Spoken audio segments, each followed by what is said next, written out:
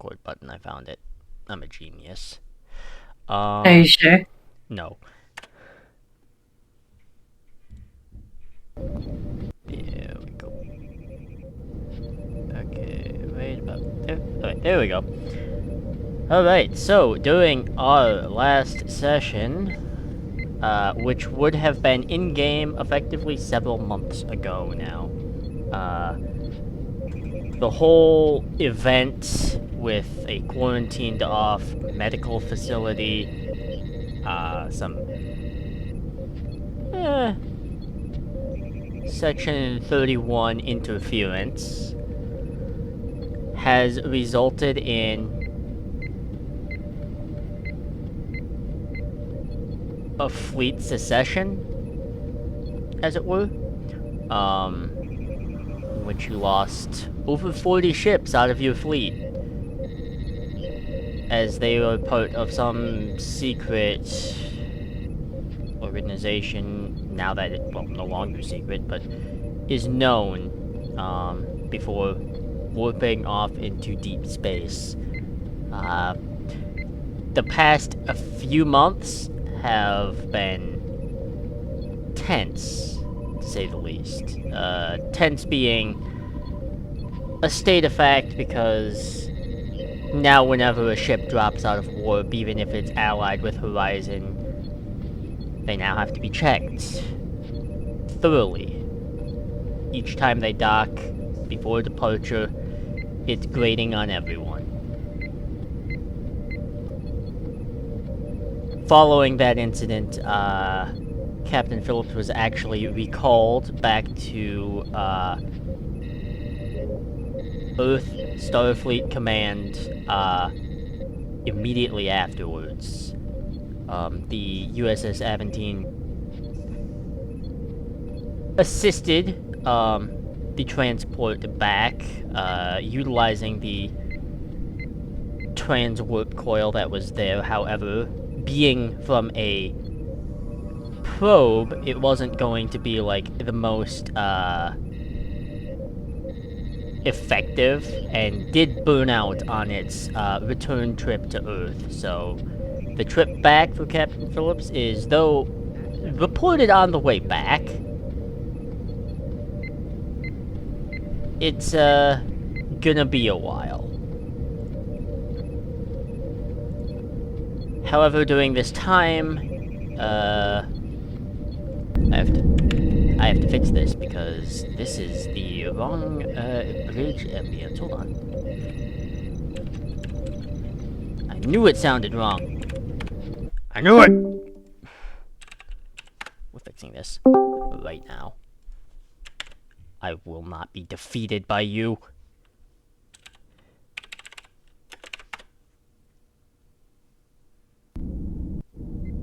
There we go.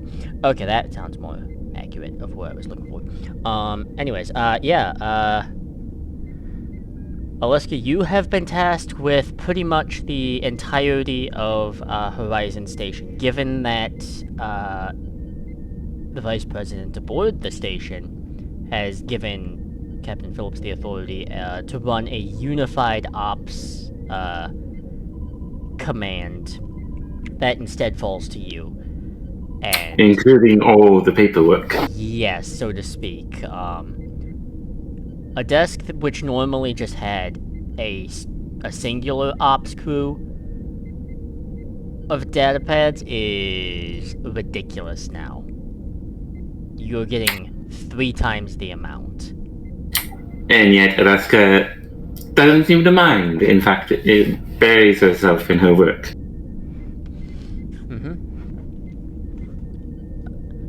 However, there is a particular,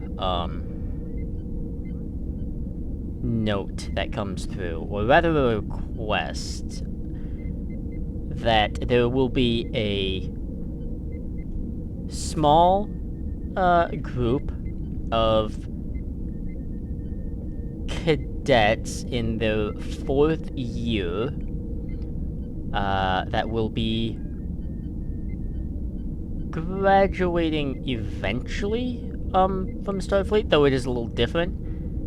They have, these cadets have actually applied for the reinstatement of a Mako task force, which Starfleet has reactivated as of late because of reasons. And actually, it is something that you are currently getting a incoming transmission for. She will push the button that brings up the built-in view screen. Is it just a regular transmission or a secure transmission? It is secure. Then she will activate the privacy shield around her office. Alright, the transmission itself is actually coming, quite a ways into the Alpha Quadrant. It is actually coming from Deep Space Nine. Oh. On the view screen, they're in a, though she has a dual authority, a Bajoran woman, probably in her later 60s,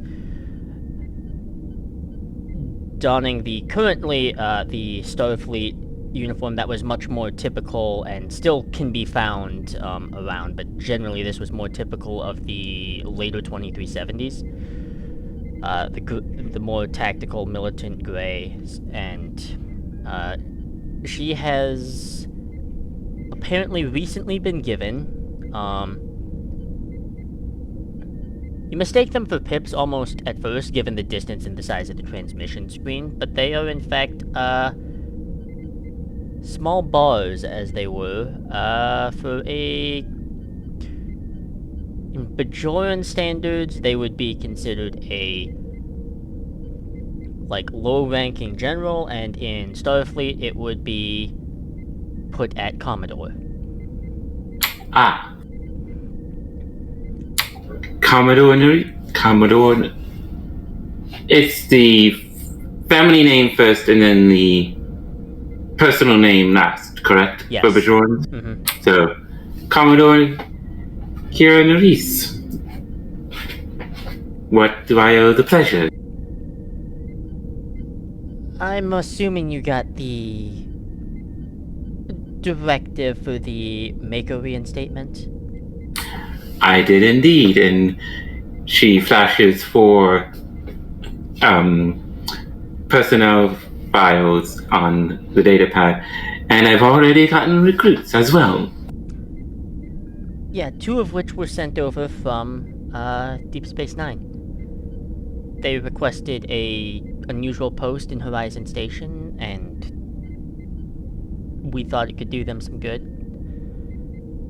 Well, if it's unusual they want, then Horizon Stations definitely fits that bill. Well, given the recent circumstances, you can understand why we are slightly second-guessing our decision.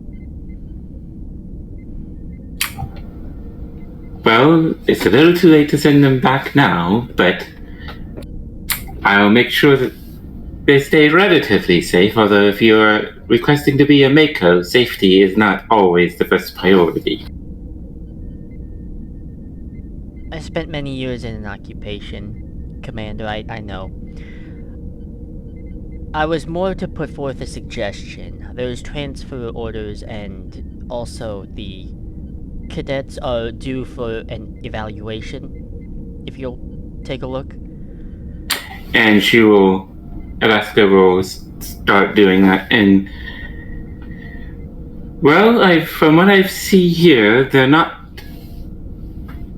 young, but most of them yes. But most of them seem to have good heads on their shoulders.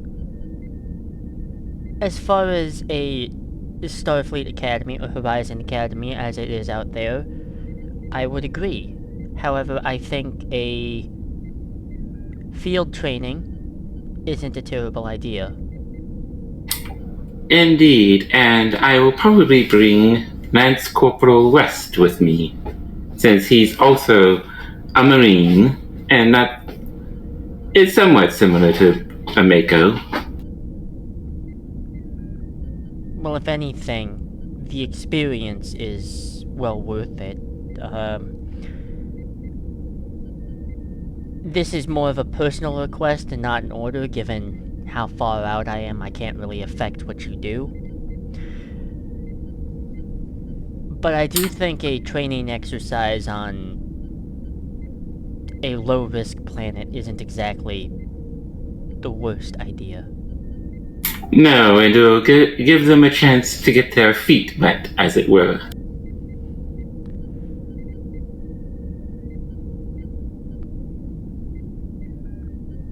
Then it's settled. I would say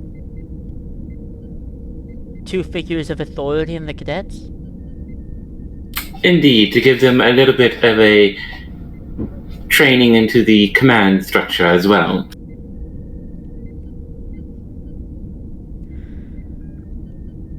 Well, 2 of which are Bajoran, and then 2 of which are... Well, I only know of the Bajoran ones, but I'm sure you will shape them accordingly. Oh, have no fear of that. I have trained many personnel in various aspects, so don't worry, I won't go too soft on them.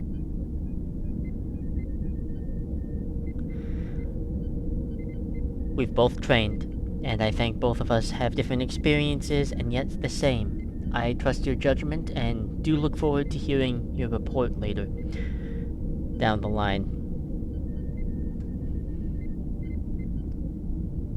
Indeed.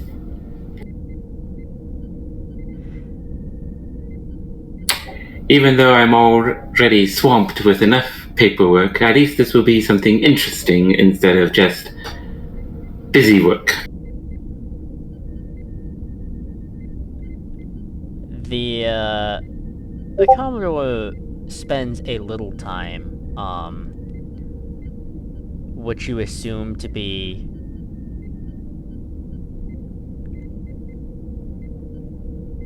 something off to the side. You can hear, like, a press and a mute, and you can see you talking, but you can't hear before there is a slight spark and flicker of the lights before she unmutes. Good luck. I'm gonna have to get back to you. I think we just found one of our fugitives. Good hunting. Well, if everything's resolved, the Kalian will be back at your station. Good. Deep Space Nine out. And the feed just cuts. There is one thing I would like to do as a personal thing for Aleska. Something about the way the Kalian captain and the major were saying compartmentalization is bugging Aleska. And she wants to do a search to see, like, a kind of bulletin internet search kind of thing. Okay. And see if it corresponds to any groups in the past of that they might have descended this new group from. Okay. Going back, how far are you willing to look back in, like, databases? Like, eugenics wars. No further than that. okay. No farther than that. Okay, you go through the database and do, like, related searches, and you get to a file that looks similar. However, it goes back to the 20th century, actually. It's a little further back, and the moment you try and access it, you are immediately blocked off. Aleska frowns at that. Looking at this, you would need a a level 10A security or higher. So you would need to have the rank of a fleet captain or above to access this.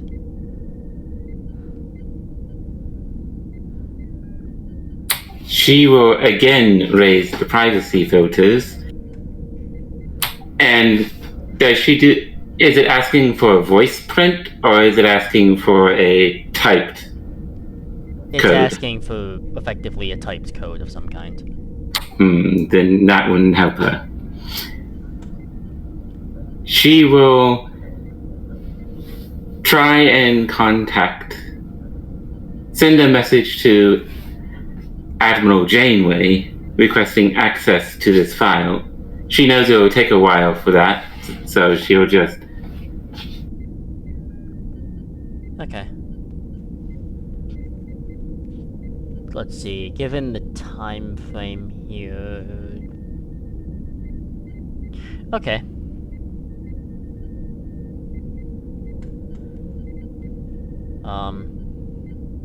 Yeah, you have a particular goal. How do you want to go about dealing with the other task you've been assigned? Now that one is a little bit easier. She will look through she will actually go up to the Alpha Ops and talk to Neshek. Okay. Neshek, what are you doing as, the EXO makes her way? You said it's been a couple of months since the desertion, correct? It's been quite a few. The desertion happened in the middle of April. It is now September. Now September, so yeah, Later 5 months. I assume September. in the interim we already would have... Because I know when the desertion occurred, there was some question as to whether or not these were legitimate, or if they just got their warp cores hijacked and fired off into deep space. Have we been able to genuinely confirm that yet? As in, like, reaching out to try and... Yeah, you've genuinely been able to confirm that each one that has left has been intentional. Okay, then... And two main it's caused things an uproar, too, that you've had to deal with, by extension, indirectly or directly, because it wasn't just Starfleet, it was Klingon, Romulan, Andorian, Vulcan, like... And now they're all wondering where their stuff is. Yeah. Okay. Then I assume during these interim months, the three main things Neshek would have been focused on is, one, just placating whoever is coming wondering for their missing warbird. Two, thoroughly, tasking and reviewing all of Horizon Station's cybersecurity, because there was that temporary shutdown we had. I want to basically redo our entire security systems, that way anything they took hopefully won't be as effective anymore. That's going to be a huge undertaking, and we're going to start with the most critical systems like the reactor and warp core, because we don't want to deal with that shit again first. Mm-hmm. And we can say you've done that over the course of the months, leading that, especially cryptology and all the coding stuff, which is something you have a specialty in. All of that, you've been able to isolate, blocks of, code and stuff where, this is where it was vulnerable. This is no longer where it's vulnerable. This has now become an impenetrable fortress. Just areas where... And like you said, it's an undertaking. But going with the critical systems first is pretty important. It isn't a secret by this point, I don't think, that this entire, phase and this entire event, every bit of it was to distract one individual. Because information through medical files is actually pretty telling. And to wipe out a lot at once is alarming, and stuff you had for people is now just gone. It's in the ether. And you, being who you are, have tried recovering it. You've recovered, partial bits of data, but nowhere near enough.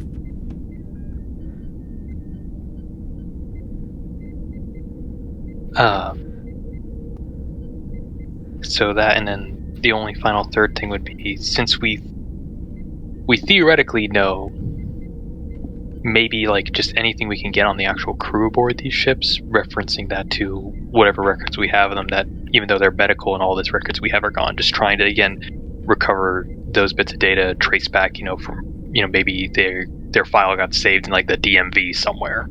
You're able to recover like crew manifest and stuff for the most part of the ships that were in your like base, but like as far as like some of the more foreign power ships, you don't have any like crew manifest, but as far as the Starfleet vessels, you have the manifest for all of them. Gotcha.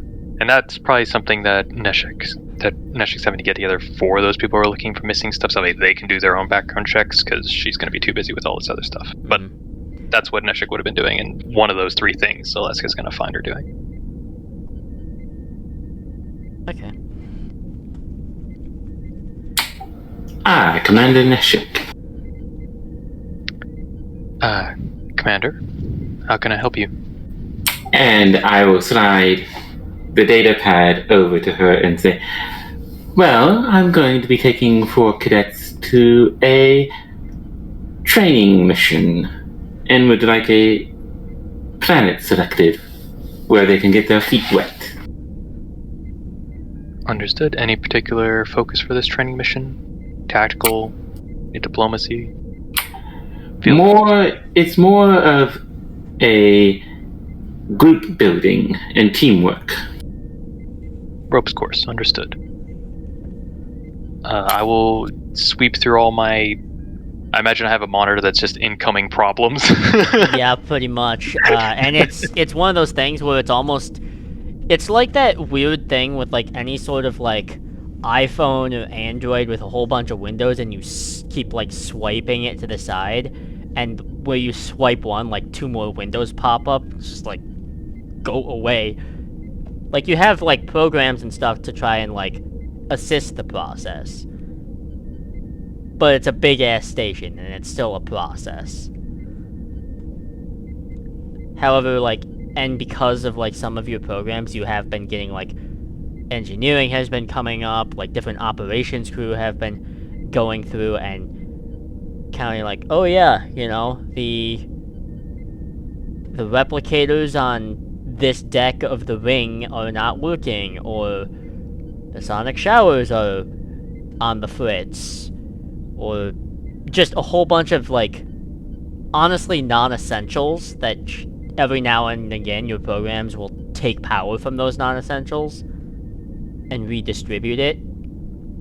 And because it's such a massive ordeal, there's really no helping it.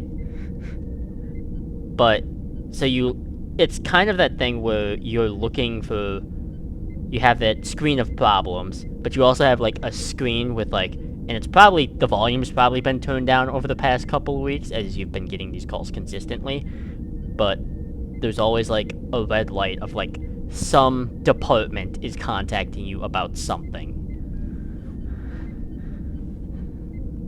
I have a little recording that's just my voice telling them to hold. But in terms of... Okay. In terms of missions, I mean, whatever looks... If it's just team building, then I will send them somewhere that's relatively basic. If there's somebody that's like, oh, sort of like a Peace Corps type mission, like, oh, you need to build a well in this village, or, something similar to that. I want something that gives megafauna on the planet. But I also want to give them a challenge, because they are 4th-year cadets, Commander.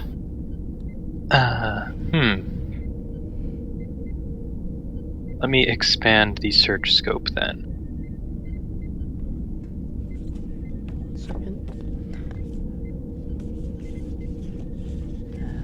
What if I send them back to that, that prison station got shut down, but did we ever figure out exactly what was all going on there?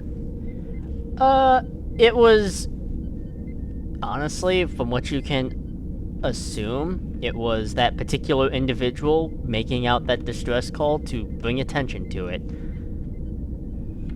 That's about it. there wasn't anything, like, deeper to it that you can assess, and even checking through, like, records and stuff doesn't seem like there was any deeper. And it's not on a particularly interesting environment. It was just that particular area, and it had its own shield and stuff, and its own environment bubble and everything. But challenge-wise, where is the particular cheat code for this? Hold on. I found it. Ow, I just stabbed myself in the face. But if you're looking for any particular area, Neshek or Aleska, it would be beneficial to both sides to determine, like, what exactly you're looking for, like, heavy specifics. Alright, well, you said these are Mako cadets, correct? Yes, 4th year. So, like, Corporal West, so do you want to put test their, like I said, do you want to test tactical security, or do you want it to just be team building? Tactical security with a slight emphasis on survival. Okay, then let's scan through reports until I find a hostage situation on an oil rig. Okay. We're... Or something equivalent to that. Alright,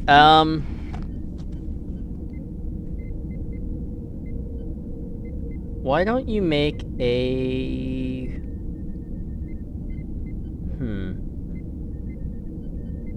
How about a reason science check with a difficulty of...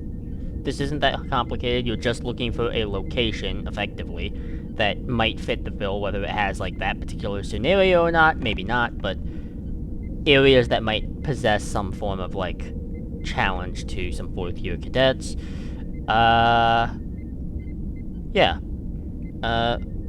Reason science, difficulty 1. Reason science, difficulty 1? Mm-hmm. Does this count as using the ship's computer? Yes, it does. Does constantly watching apply here? Because I'm literally trying to detect danger. Yeah, it actually would. Then this becomes difficulty 0, because it's difficulty -1 for a task to detect danger. Okay. Then... You want me to roll for momentum? Yeah, you can roll for... Alright.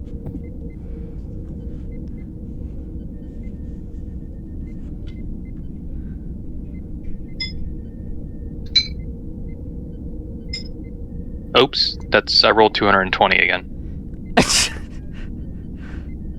I keep forgetting the D. Or I just don't know how to type at all. I put 2 Ds in. I'm so cringe. I'm so sorry. You got this, Paco. I believe in okay, you. we got it in the end. the times the job. Hey, pretty good rolls too. Okay. Well, there's not a hostage situation on oil rig, but there are 3 potential planets that have varying situations that need to be resolved, but aren't, like... They're probably in the state of, like, lower mid-level urgency, where whatever's going on here, people can manage, but sooner would be greater. There are 2 L-class planets. One is located about... One is a bit of a trek away. It's about 16 light years away. It's an L-class planet known for rocky terrain and, like, ice and snow and fairly cold temperatures, and there is, like, a communications relay out there that's been having,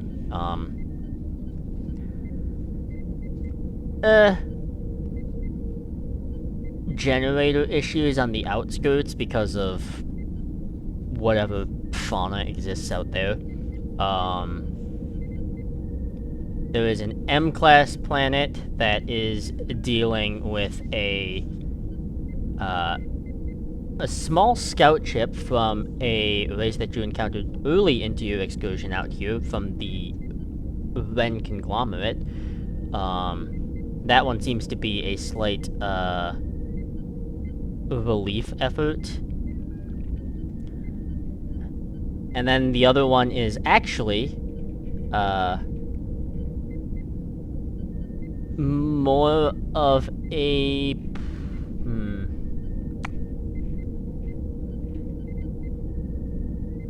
it's an interesting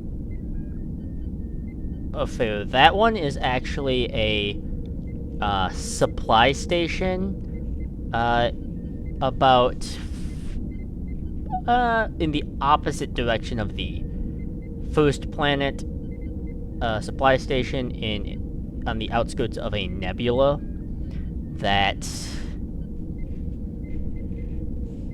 has missed a check-in or two. Not that that should be a huge alarm, because it's as far out as it is and as low priority as it is. It doesn't have a high crew number, and the supply station isn't, like, carrying anything ridiculous. But they still missed a check-in. Aleska. Yeah, Go no, ahead, that station, have they missed check-ins before? A couple of times, but it's also a rotating, like, crew structure, so sometimes that happens. Neshek, let's take a look at this one by the nebula. Understood, Commander. I'll have a dossier prepared for you momentarily. And if it's anything like the last nebula we had to deal with... Hopefully not. Well, this one likes chess, so... Oh. It's gotten that far in linguistics, has it? No, it just likes to move the pieces.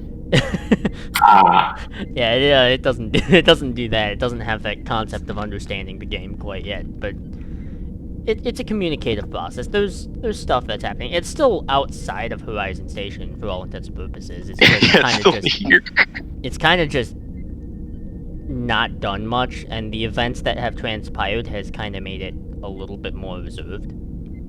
Wait, hold on. I'm sorry. I didn't realize that it was still here. Yeah. The nebula's been living here ever since we got it. Apricity has been trying to communicate with this thing on their off time. Alongside the Tholians? Alongside the Tholians. You actually might get a little bit farther in communication. Why don't you give me a presence command with a difficulty of 2? Okay, and I would probably have been, like, at least semi, if not, like, looping Neshek in and, like, actively working with her, since this is kind of her job, even if I'm just doing it for fun. Okay. And, I'm sorry, what was the role again? This is presence brain command. blanked.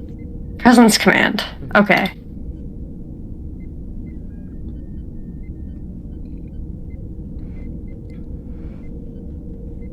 My apologies. Oh, I'm so good at both of those.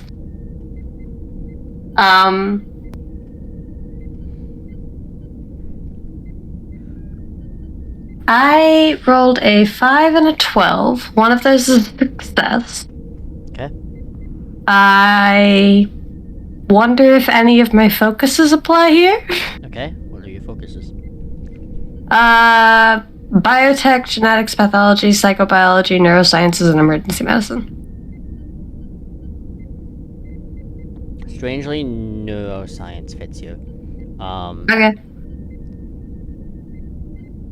Making that work out.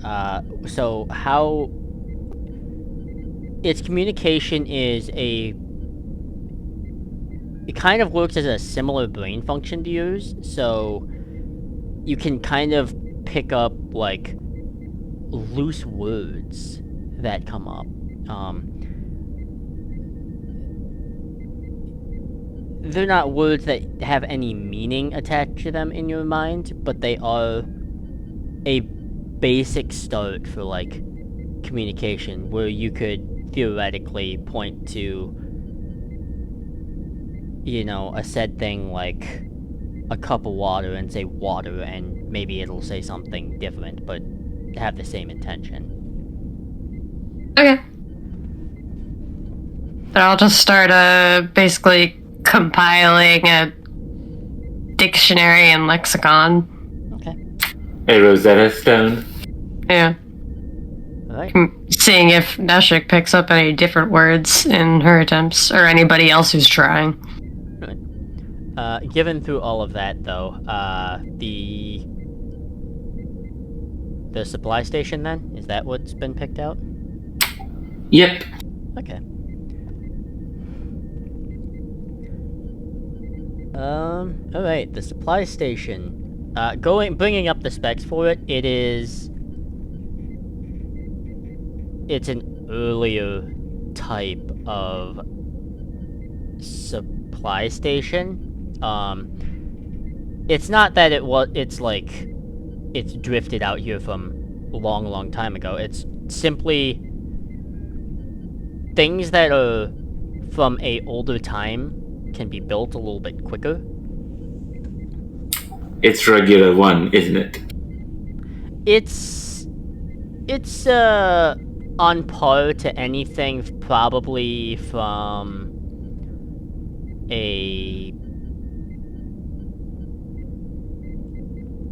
maybe the later 2280s. It is simply a supply station with decent shielding, but offensive capabilities not so much. So it's more like K7. Yeah, similar to that, albeit maybe a little smaller. Seeing the design of that, Aleska will simply raise an eyebrow and shake her head. Those old things.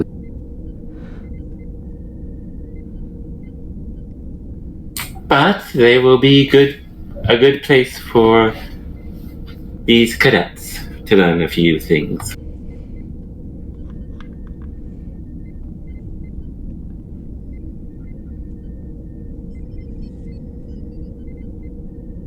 And she will tap her comm badge and go, Notasky to Lance Corporal West.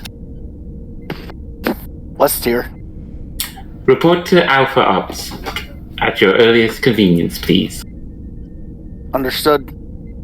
And I will head there. Okay. It's not too hard to find your way. You've done this enough times now. I will go in and stand at attention. Lance Corporal West reporting as ordered. At ease. And she will hand West the 4 data pads of the cadets. These are our new Mako recruits that we are going to be training. Is there anything of particular note that I notice about them? One of them, is... Only one appears to be from Earth. 2 are from, small areas on Bajor, and then 1 appears to have been raised, given the colony name, you're assuming probably somewhere near Starbase 17. Which is just probably on, like, a belted asteroid ring of some kind. It doesn't have any particular note. The note from the asteroid colony, though, the one thing that does kind of stick out ever so slightly is their...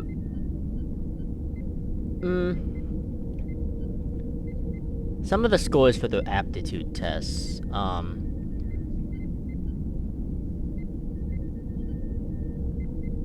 a little bit more than what you would expect from a cadet.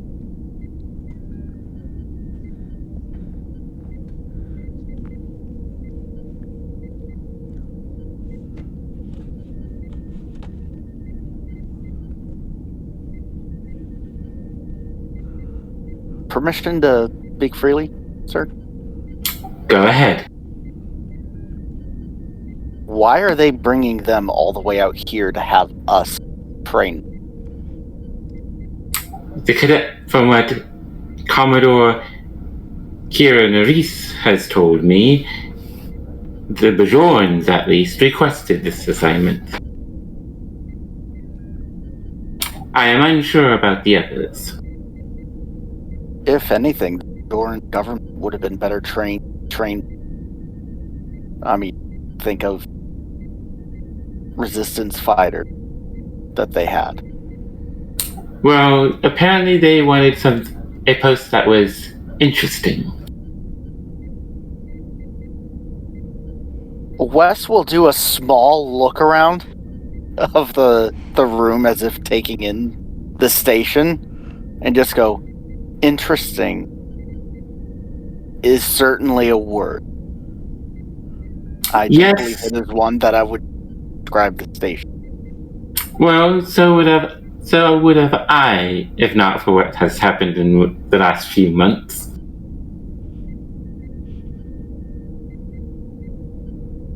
But be as that may, we are to whip these cadets into shape. And you being a Marine, which is somewhat similar to the old Makos, you would be a perfect person for my second-in-command in this little training exercise. And she will point west to the K7 style space station or supply depot that we're going to be going to. I'm not sure how well cadets take order from the person.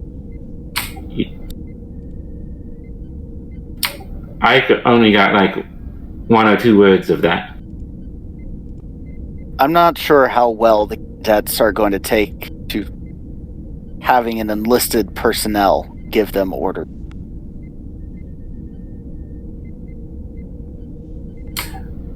Well, they're going to have to learn that there are some enlisted that are more aptitude than they are. There are certainly enough chiefs around that I would prefer to take orders from them than some lieutenants. The chief warrant officer is a special rank indicating how well someone knows their job. That certainly would give them more respect than most others. But they will need to learn that sometimes they will have to take orders from people they might not ordinarily take orders from.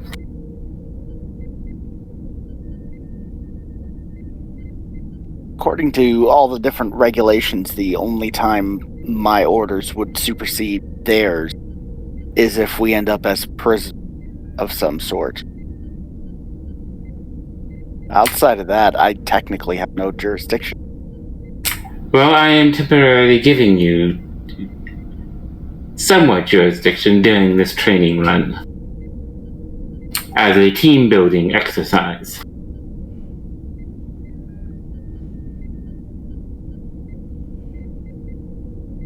And I am not as familiar with Makos as you might be, Lance Corporal.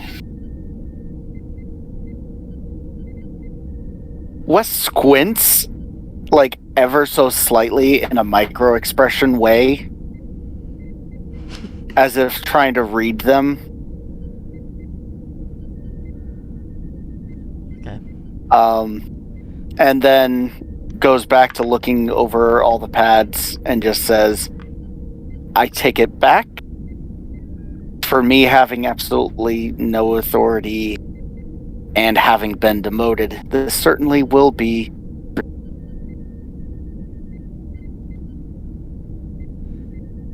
Okay. Given how everything is all set, and how ships are more on high alert, what is more readily available to all of you right now are probably any form of runabout or Type 11 shuttle. Depending on the mission profile and what you want to take. Aleska would definitely prefer a runabout to a Type 11. Okay. You're all able to round the cadets up and warp to the supply depot. However, given that a runabout in this day and age can go about warp 7, and it is a slight journey to said area, it'll take at least a couple days. The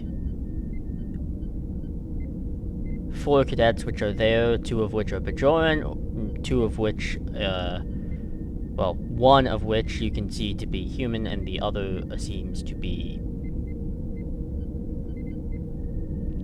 The hair is a little long, so it's hard to miss. Trill, probably. They seem to have a penchant for not being able to contain themselves or stay still for too long. They're very active. Aleska, at one point during the trip, will just raise an eyebrow and go, "There's always one."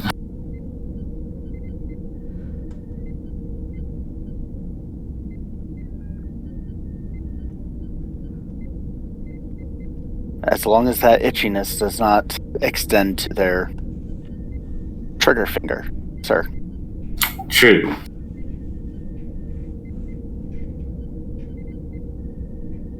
The couple of days travel, you're not sure if it's out of respect or intimidation, because they all stay pretty silent throughout the whole trip with the occasional, like, unavoidable conversation with you two, but they mainly don't say much. Before dropping out of warp and ending up at the supply station. I will say that even though it's technically a low priority mission kind of thing, Aleska does have her favorite rifle slung across her back. Okay. The drop out warp and the supply station, K7 was like initially in history was a pretty crowded station overall, just because of how small it was realistically.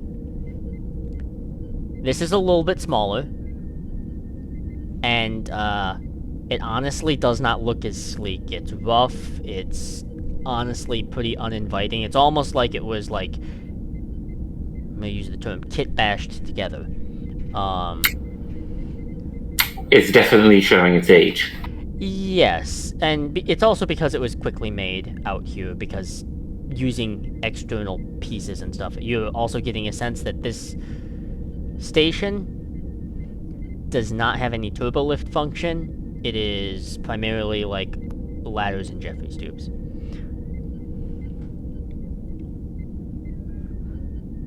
This will be fun.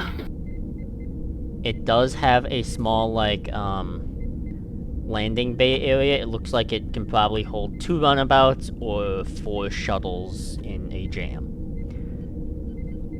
Aleska will attempt to hail the depot. Nothing. What's the current complement supposed to be? 9. Aleska is going to run a full life sign scan. I assume I have to roll for that. Yes, you do, because the nebula is nearby, and that can cause some issues. So it is going to be a insight science check with a difficulty of 3. Would they get any assistance from the runabout systems? They would, in fact. Would you mind rolling for the runabout, Malavtros? Believe the runabout system is... I don't remember specifically, but I think its sensors aren't terrible. I think it's a +1 for sensors, so it would be... like... I'm just gonna check really quick. And since we have the momentum, I am going to buy an extra die, if that's alright. Okay. Let's find out really quick. I got a 1, a 2, and an 11. Alright, one moment. I'm just checking to see what the runabout is really quick. I know it's nothing like Well, super... I did roll a 6 on the assist, so I'm not. So it would have At least I rolled low been enough. computers, science, so it would have just been a total of 8. Yeah, so you're good. Okay. And what did you roll again, Aleska? Just so I can hear it again. I got a 1, a 2, and an 11. Okay. Yeah, going through, there appears to be a life signs. However, there appears to be 7 of them, and they are pretty faint. The runabout has transporters of its own, correct? Yes, it does. So instead of docking with the station, she is going to have one of the cadets stay behind to give them training of being eyes in the sky, as it were. And she will take the other 3 and Lance Corporal West with her and beam over as close to the faint life signs as we can. Okay. Beaming into the area, it doesn't prove to be that difficult. Which one are you leaving? The human you said that had the higher than average scores. Yep. Right. Yeah. Beaming over doesn't prove to be any type of difficulty. And beaming as close as you can, inside you will determine that a lot of the lighting in here is flickering and sparking a bit. And it does look like, just going along, like, observing the walls, there does appear to be a firefight of some kind has occurred here. Weapons out, stun only for now. And Aleska will have the headset for her rifle over her eye and slung in the rifle itself slung into a kind of a when someone's going forward in that kind of shoulder position. Yep.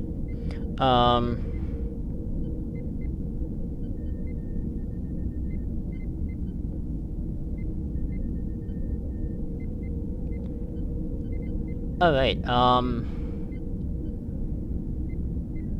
going through, you find what appears to be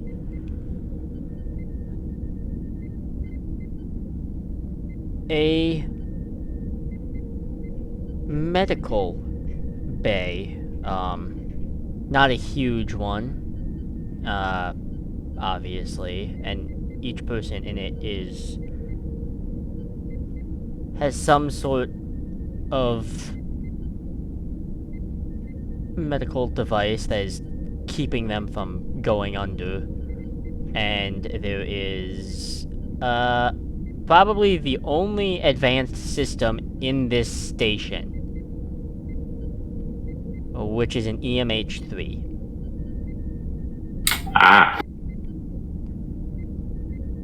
As EMH3 kind of takes on the appearance of a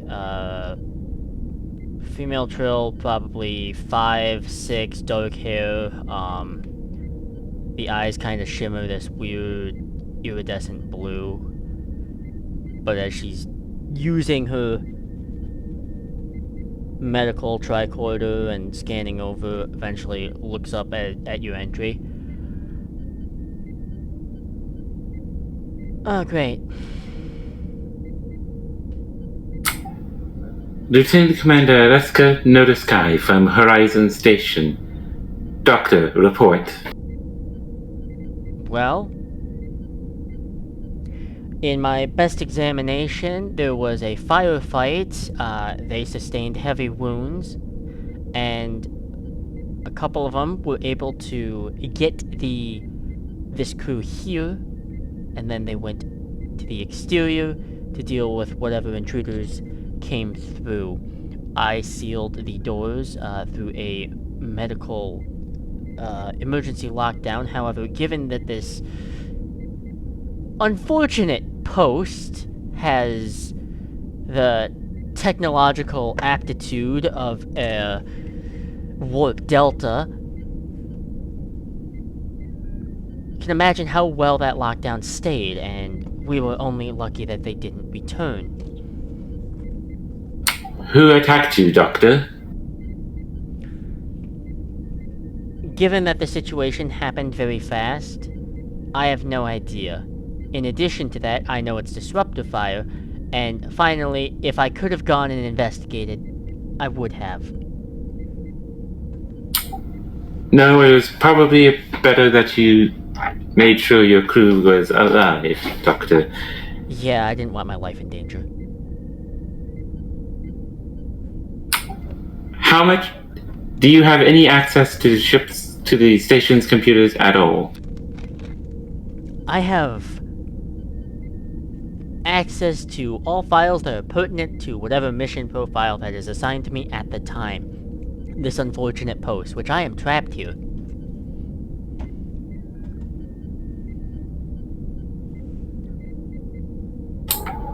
So in shorthand, no. Very well. We will try to get to the Ops Center and see if we can pull up the security files. And Aleska will have one of the Bajorans stay with the Doctor as backup for the Doctor. Okay.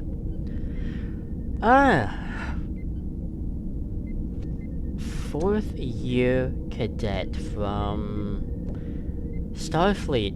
I feel safer already.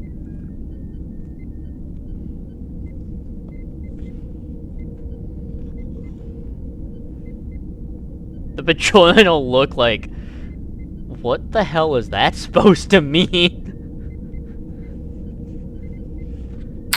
It's as she's leaving to take the rest up to the Ops, she'll lean over to the Bajoran.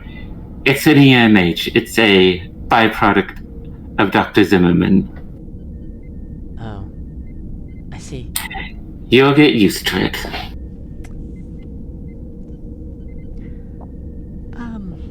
I hope so, Commander, because I feel like this could be grating. Believe me, be glad you never encountered the Mark I. I may be a hologram, but I have above average hearing.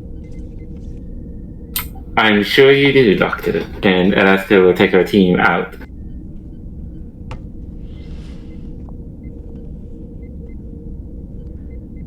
No, you can like hear as you're like going out. No, you can sit there. Why? Is this more tactically advantageous for you? No, I didn't want to look at you. Oh boy.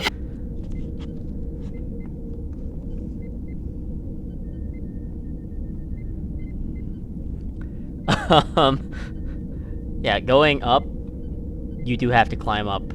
It is a 3-level station, so you'd have to go up 2 levels to get there.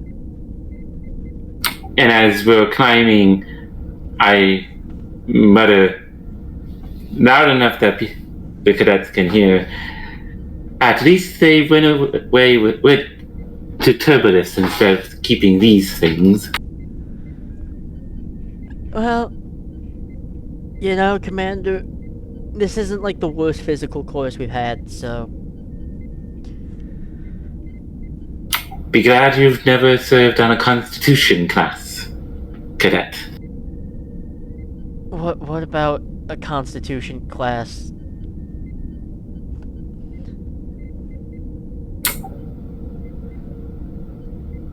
Well, I'll tell you about that sometime. There's a And she keep- visible amount of confusion after, like, you say that, and they're processing it, because the Constitution class heavily is not used anymore. It pretty much stopped being a thing after, like, the early 2370s, and even then they were rare, so it's just they're, like, It's a museum piece now. they're like trying to, like, piece together, like, Constitution class? Wait a minute. Like, but they can't focus on it too much. Before, the four of you, get to the op station. And this op station is pathetic in comparison. It's, like, it's a little smaller than a Defiant class starship bridge. It's small. And a lot of the controls are very, it's a really ugly blend of, like, 24th and 23rd century blend of, like, appearance. There's still the gym, like, control buttons. Some of them. And what is the status of the ops consoles? Are they flickering and sparking as well? Not as intensively. I mean, it looks like there's some damage to, like, some form of internal systems, but not enough to where they might not be recoverable.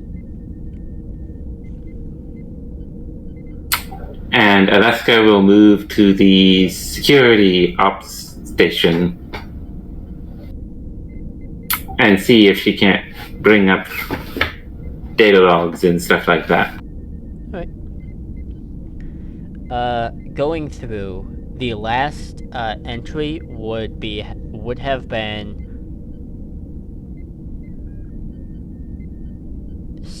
September 17th, 2409. So it would have been a while. But there's a discussion and a report of scans of, like, an echo of some kind. They were trying to determine the source, whether that was just, like, a spatial distortion or something, but given what you've come across, you can deduce it's not that.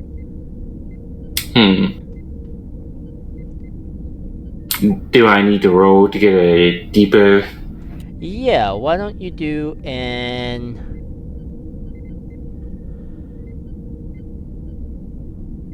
This would be an insight engineering, actually. And I am going to put that as a difficulty of 3. And I am going to spend 2 points of threat for it. We have 5 momentum, so I'm going to buy another die. Alright.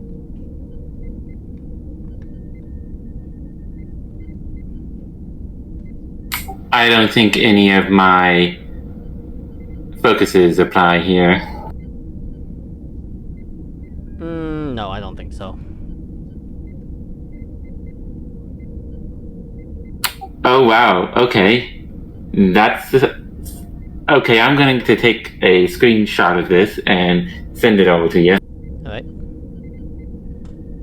Because this is a roll that's never going to happen again.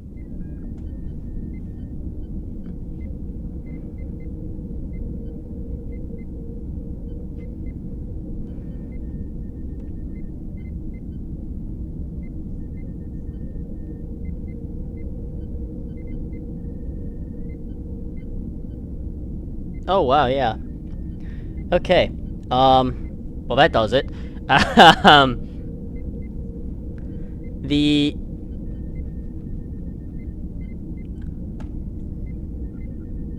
You cling on to the words like... echo and spatial distortion. And then there were other events of different things, but...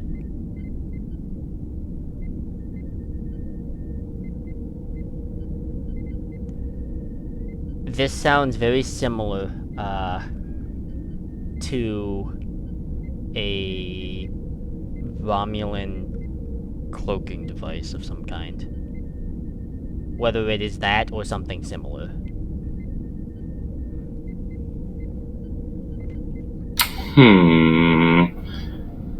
And the runabout can't do like a tachyon burst, can it? No. You just have a standard runabout, so what you have at your access are like the runabout phaser arrays and like a photon torpedo mount, which only holds a total of 6.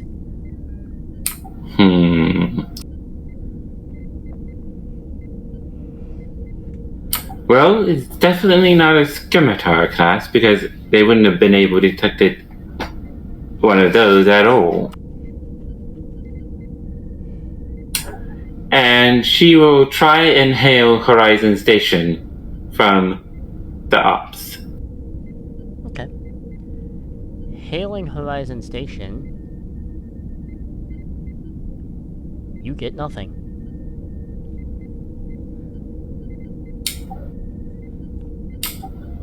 Can I check on the status of the communications array? Yes, you can. And checking it, or like bringing it up on the computers, that array, like, that dish and array is long gone. That has been shot off. Then we will have to contact the station from the runabout. What was the cadet's name that I left on the runabout? Cadet Wu. Yeah. She's the one with the higher aptitude. Yes, and I will ask her to, because we can do this thing where we're basically piggybacking off of the runabout, but we're using the station's main view screen. Yes. Given, like, how things are on your end, your viewport, like, and outputting, like, it's gonna be scratchy. Like, you'll be able to see each other, but it is going to be scratchy. And you are going through the runabout, which... it's not the most effective way, but it's what you got. Yeah. It's better than nothing.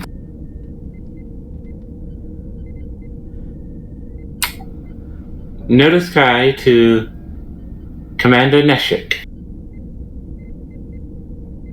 Neshek, you are getting a transmission from a supply station a few light years out. You already know who it is. Yeah, no, I sent them there. Bringing it up, it is a lot of, like, static feed on your, like, personal port.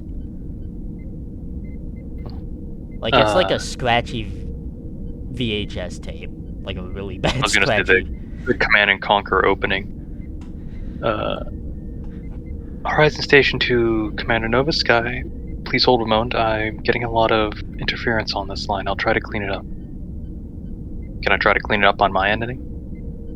It won't do you any good because it's on their end. Gotcha. You can try, and you might be able to, like, narrow out, like, the slightly robotic sound from that they're calling from.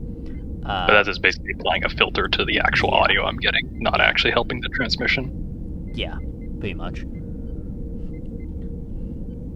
So in that broken static, you'll hear station crew attacked, communications gone, Send backup. Alright, how When much you of that- get station attacked, it cuts out.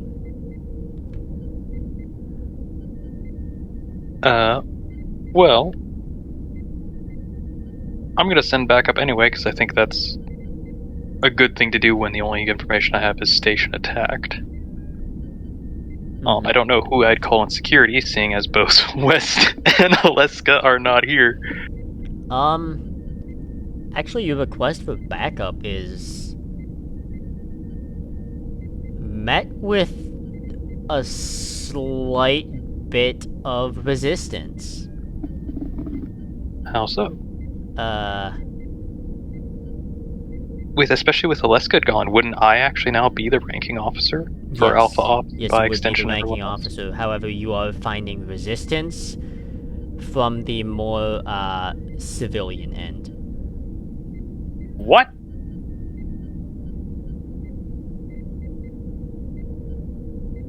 Primarily someone with a high amount of authority. I swear to God, if this is the vice president again, I am just going to ask the captain to throw her out the airlock.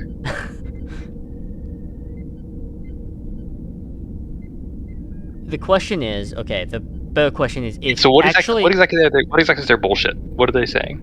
Well, it depends. What are you sending as backup? That really depends on the level of interruption you're going to get. Like, the I would just type of send, shit that you're sending. I would send another runabout with like just a full security squad and maybe some medical. Okay. It's not so much resistance then as it is a check-up, because that is a quick, like, built-in detachment. And by the existence of, like, the civilian governments of Horizon Station, they just want things to be known about.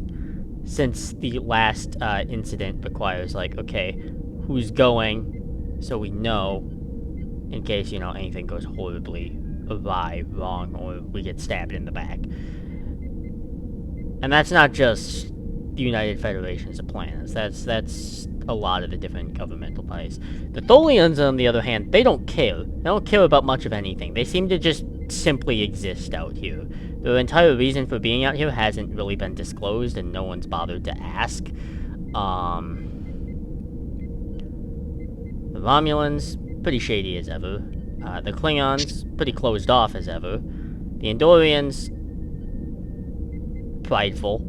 So, it's this mix that is frustrating, because this has been a constant game the past few months with different governments that have been, like, checking in. It's like, what are you doing? Why are you doing this?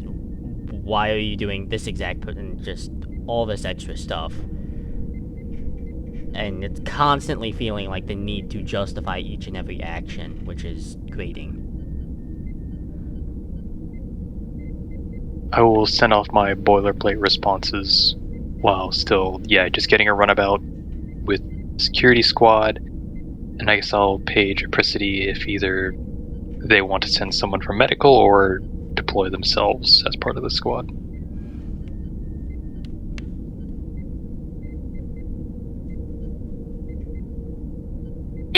I might as well. Okay. I guess I know the one other thing is that I would also have security try to bring, since we're getting interference, I don't know if there's any equipment they can bring for like a better communications array, or if that's something that's too much for a standard runabout. You could carry that, but it would be like... Is it just like a signal booster? Yeah, it'd be an equipment-specific thing. And there is a runabout does have a attachment that is effectively a communications, like, array onto it. You can send one of those. However, just like the previous runabout, even at max warp, it's going to take about 2 days to get there. True. But Aleska didn't sound urgent, just that the station had been attacked. From your perspective, yeah. So yeah, I'm not worried about that then. Alright.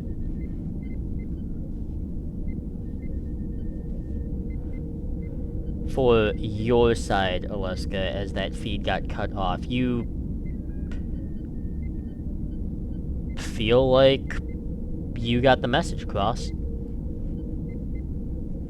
And she'll turn to the two cadets and West. Even if they send another runabout or a ship now, it'll take at least 2 days for them to get here. Let's try to find out as much about the attackers as we can. Right. Cadets kind of looking around for any sort of leadership at this point. Where should we start, Commander? Lance Corporal.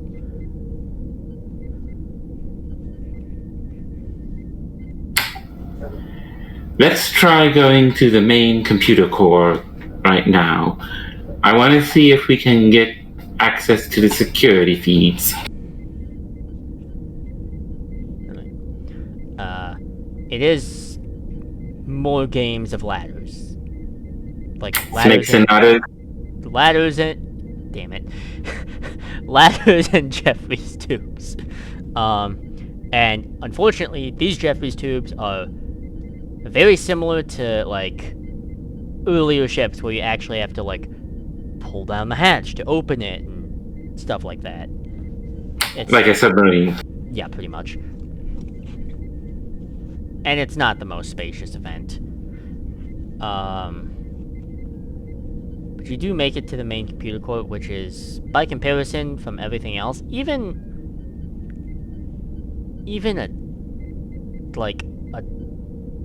a shuttle pod might have a more impressive computer core, relatively speaking. This thing is kind of just cylindrical, plain, and really boring to look at. And what is the status of the computer core? It is, not in the greatest, state of affairs. It looks like all the isolinear chips have been pulled and a few of them cracked.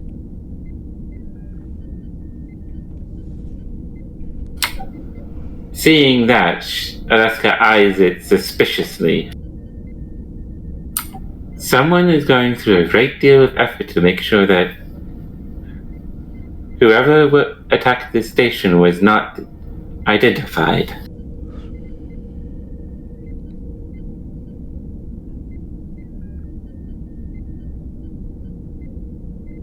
You, get a communication, actually, from, your cadet aboard your runabout.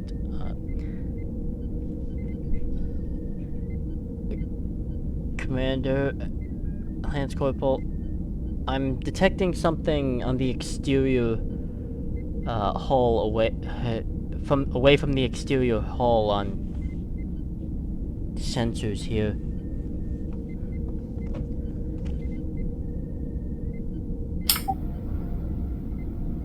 What kind of object? It looks like a vessel, about 4 to 5 times the size of a runabout.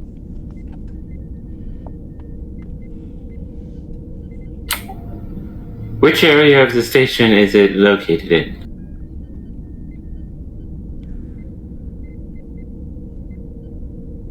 Near ops right now.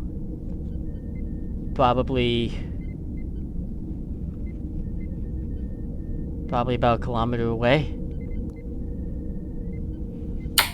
Hearing that, Aleska is going to put down the visor for her rifle and see if she can't use that, because I've seen the DS9 episode and they were able to look through almost every area of the station. Yeah. Looking through, and you can actually see it almost as an exterior. Similar. But it does appear to be smaller, and it almost has some interesting design. Its nacelles are distinctly kind of that of a, like a folded downwards, going to the more ventral area of the hull. Folded downwards, the nacelles kind of look similar to that of a Tavaro-class warbird. Meanwhile, the engineering section appears to be kind of more heavier set, like a...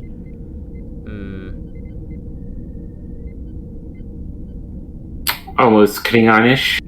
almost Klingon-like, yeah. And then the forward hull appears to kind of resemble a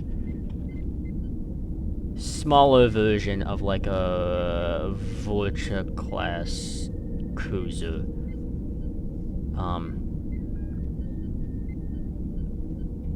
You're not entirely sure what this is, but it... just looking at its profile and some of the material it's made out of, this looks like a vessel that has been stripped down from various different areas and reassembled to create this thing. A kit bash, one might say. And it, looking at it, just the size of it, everything, it probably has... if you were to do a generous estimate, it probably has a crew of roughly 70. And they probably already detected us. Yeah, you can actually see the distinctive, like... it's like a blue-white glow coming on from the front of it. Cadet Rue, evasive maneuvers. Yes, sir. And there is... you can kind of spectate it. I mean, your optics can only do so much for you. Yeah. But you can kind of spectate it as it is,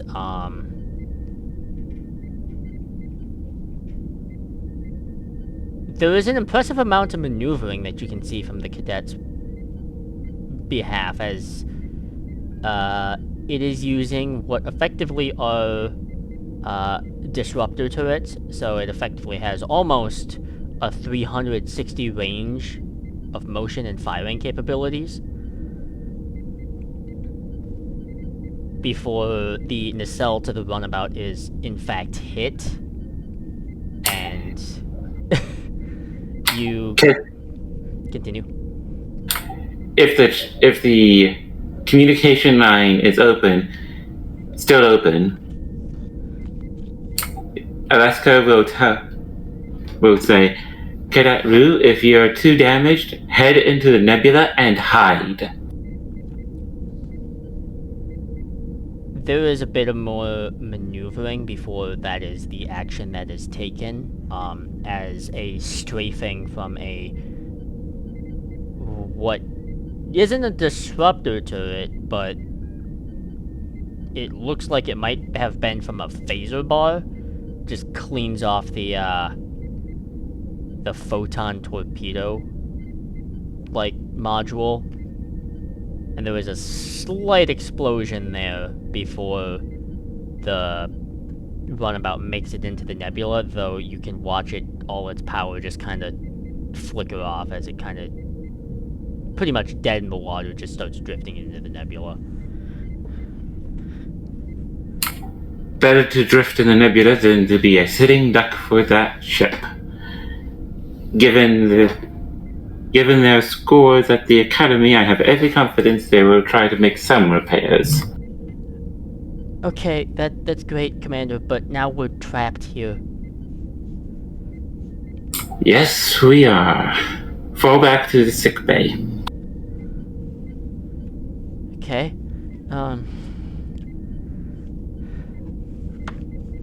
you eventually get back to the sick bay, crawling through what you need to before the doors open. Oh, and they're back. And for the first time, Aleska will ignore the doctor and bring up her tricorder. I assume that these ones have like a holographic emitter kind of thing. Kind of. So she will interface the tricorder with her headset and feed the image of the ship she saw so that everyone in the sick bay can see. And this is what we're up against. And you're just gonna use my You know, that's an invasion of privacy. I am using my tricorder, Doctor, not your hollow emitters.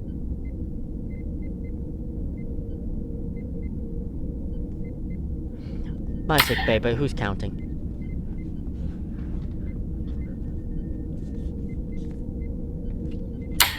But she will... Lance Corporal West, have you seen anything like this before? Not even remotely. Negative. Well, it will be 2 days until any help arrives from the station. So we're going to be having to play cat and mouse with the crew of that ship. We're in a station. I am well aware of that, Cadet. But there will be times when you will be faced with impossible seeming situations. And that is when you'll need to think on your feet. The Trill Cadet eventually speaks up.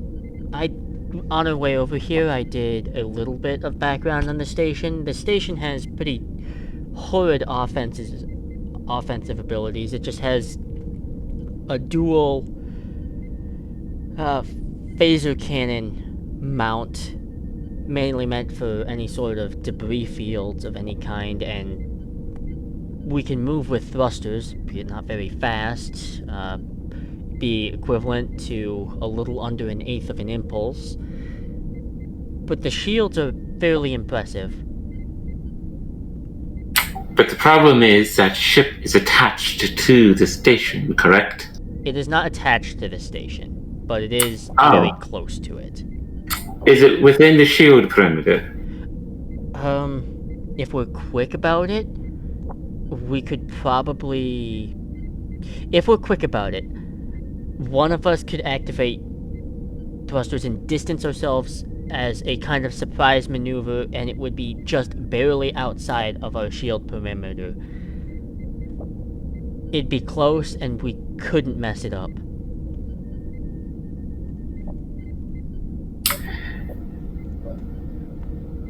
West, you're pretty fast on your feet.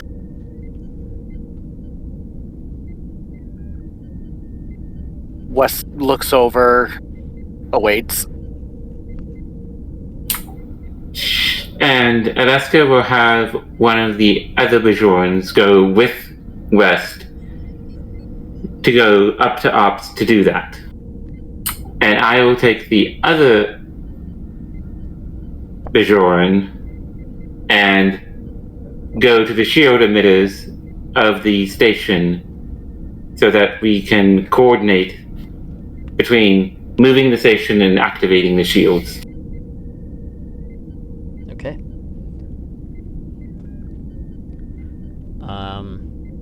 And yes, I know I'm splitting the party. No, that's fine. As long as we are not left alone. Sir. Right. Going for that, one of these is going to be a...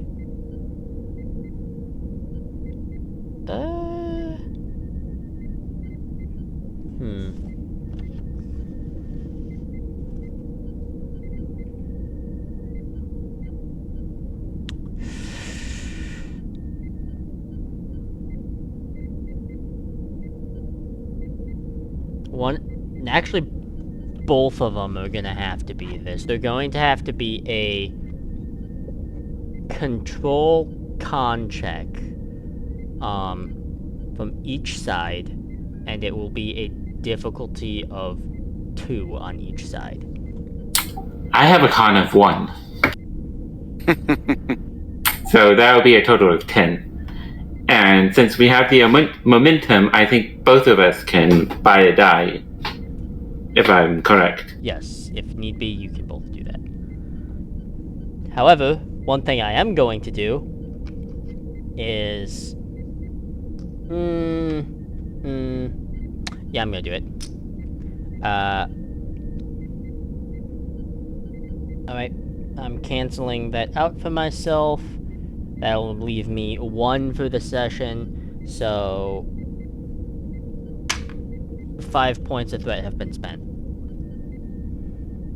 I don't think any of my focuses or my values apply in this situation.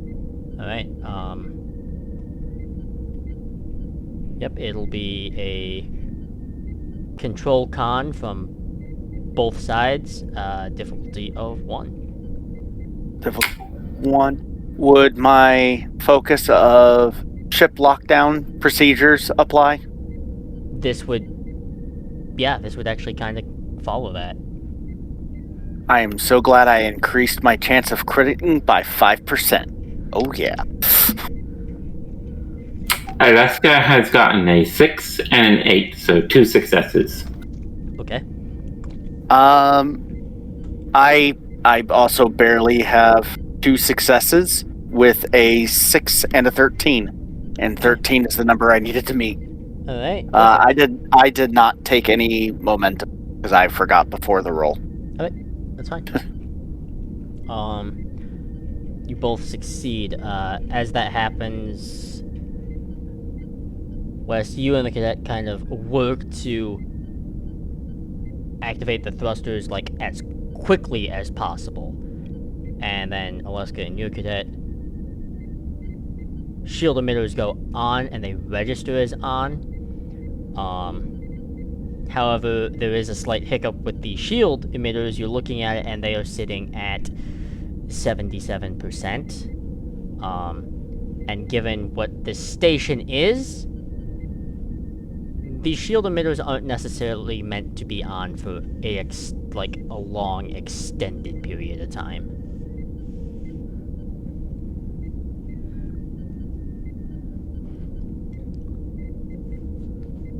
But you do feel, all of you do feel an impact as the ship is jarred, as you are blasted with something new that you assume to be that usually is part of a Romulan bird of prey's arsenal. You were hit with a pretty heavy hit of plasma fire. Plasma torpedo? Yep, and you watch as that shield generator goes from 77% to 42%.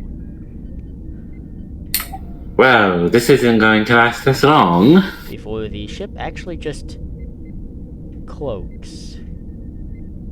Aleska's eyes narrow in suspicion at that.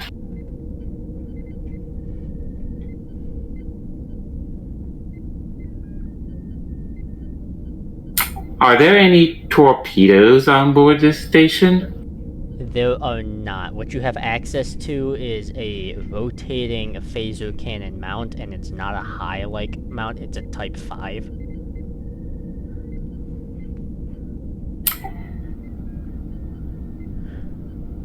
Aleska to west. West here. I want you to do a 360... Is it a rotating? It is a rotating mount, yes. So she's going to basically order West to do a... When the Enterprise was fighting the Scimitar, the 360... Mm-hmm. Okay, I get what you mean. Yeah. That is going to be... And I specifically chose West because he's pretty good at shooting. With a regular phaser. Well, this is going to be a control security. With a difficulty of 4. Before I even roll, Wes would be like, To clarify, you want me to use the phaser cannons, which basically deflects rogue asteroids to find a ship that may have us outgunned? Correct, because I don't think they've gone far. They're probably just waiting to see if we get backup. Understood. I will click it off. Before saying anything, noticing that the cadet is, keeping an eye out with me, and I will keep my mouth shut. But I am possibly visibly unhappy with the course of action. I mean, it's a really risky course of action, so yeah. How much momentum do we have? We have 7. 7. So I will spend 3 to get 2 more die, if everyone's okay with that. Go ahead. Let's see here. My number, said control security? Correct. I will gladly take that, because that gives me a range of 16.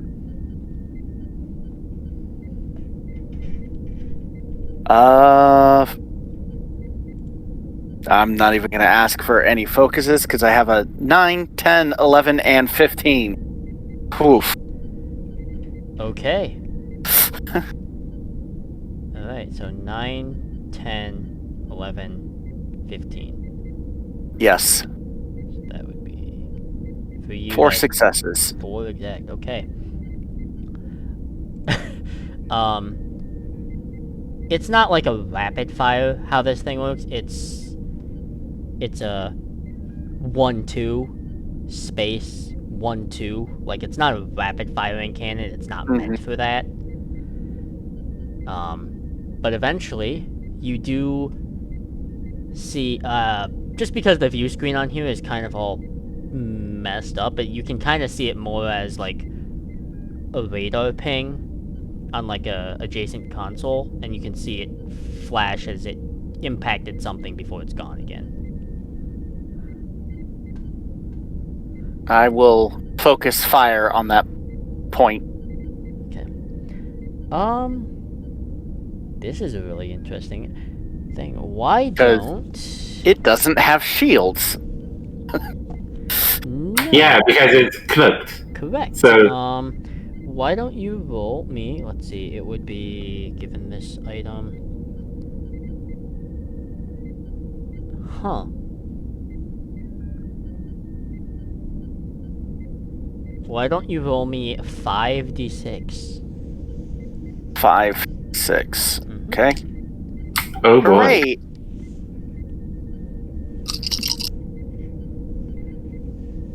Hooray! Let's see here. 1, 2, and then 2 of the Star Trek symbols. Okay, 1, You did say 5d6, correct? Yes, I did. So 1, Okay. 2, so 1, 2. So 4 with 4 plus 2 effects. Correct. You hit this. As you hit it once and kind of it pings and then, oh, now I know where you are. A couple more successive fires that hit it, and you can watch as there is it attempts to cloak a little bit before that. It's not a complete cloak anymore, and you get a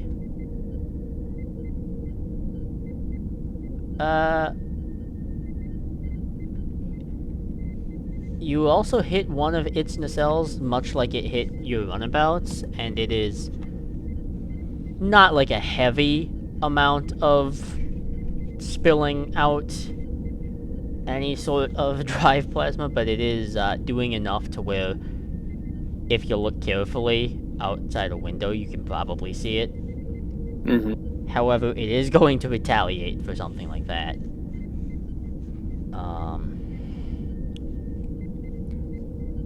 And you actually get struck, where the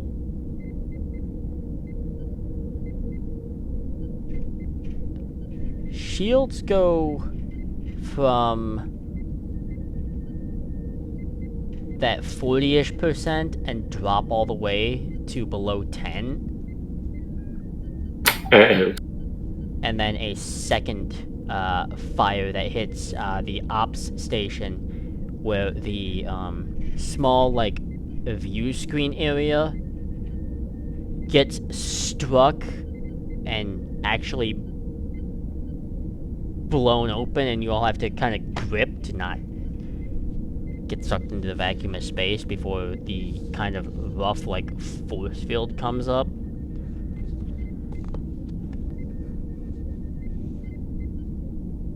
Was there any explosion in the shield emitters generator?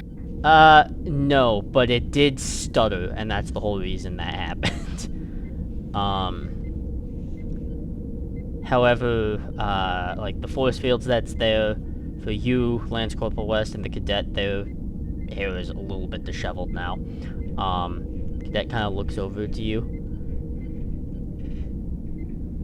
I don't know if this is me going, above any, state of authority, but I feel like maybe we shouldn't be here anymore. No, being at a shield generator is not a good idea. Is there a backup ops station, or was that the only one? This is not that type of station, so it does not have a backup ops. There is, like, an engineering portion, but... and it could act as an ops, but it's honestly just staring into, like, a square console for the most part. Well, it's better than nothing, and she will take the cadet with her to that engineering section. Okay.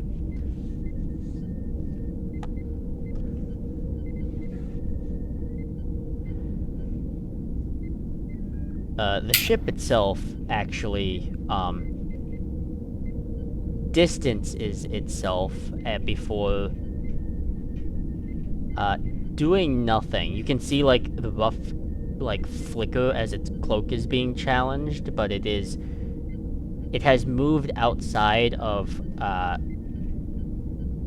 the cannon's firing range, and now both of you are kind of just, at least Lance Corporal West and their cadet can see this pretty effectively.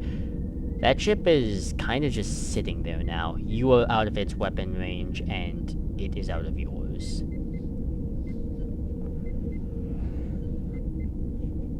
Which way is it facing? Away from us? It is not facing away from you. If you were to be looking at it, you could be looking at its starboard side. Okay.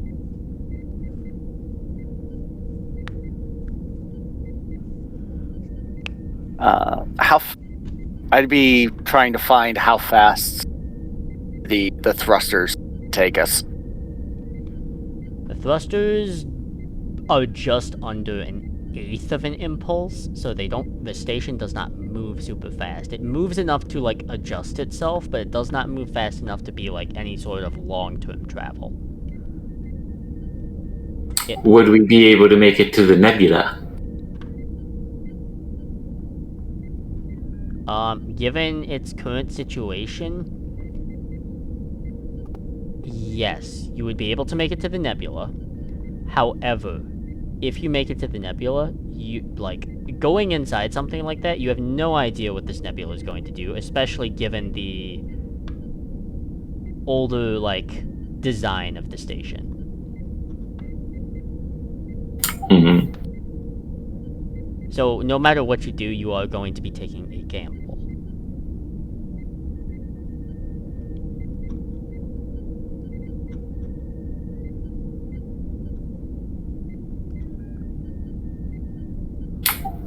I am at a impasse on what to do.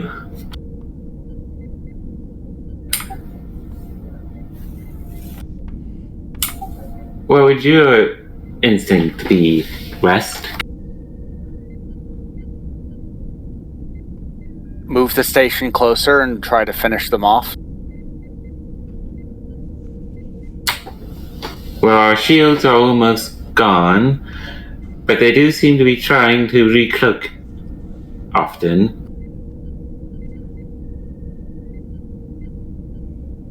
Did they target our turret at all? They couldn't, specifically because, one, you caught them off by surprise, and your shield emitter does technically protect it. It's just, this shield emitter is kinda testy. So moving closer, there is the potential that you can do that. It's just... Again, it is the game of... It's a game of chicken, really. Because they haven't attacked us yet when they were eager to attack us before.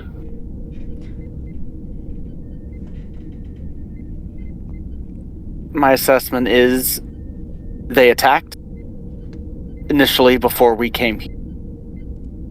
And then they attacked again after we got here. Both times destroyed the station. I think there is something on the station they want.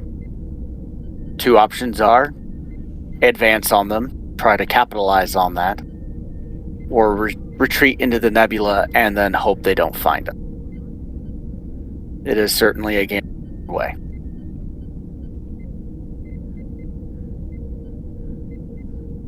However, I do acknowledge that Starfleet tends to be cautious with their approach. Well, caution is sometimes warranted, especially when the station is as old as it is. I only initiated that attack because they were under cloak with no shields. They currently are also... are we able to do a scan and find out if, since they are partially visible, if they're trying to get their shields or their cloak re-initialized?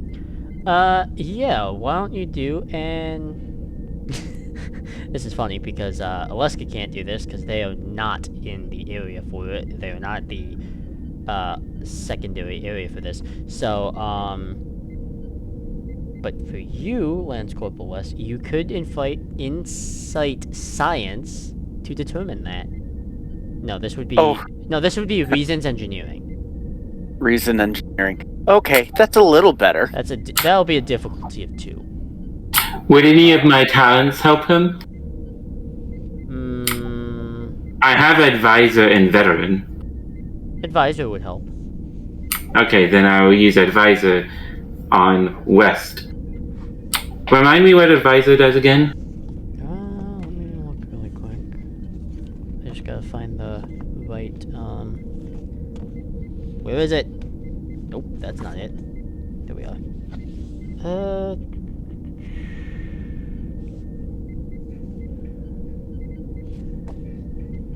me find it.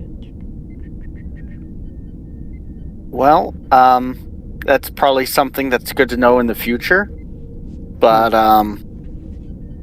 I rolled a crit and a 3.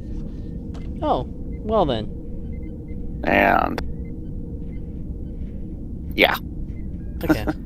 So that's 3 successes, getting us an additional momentum.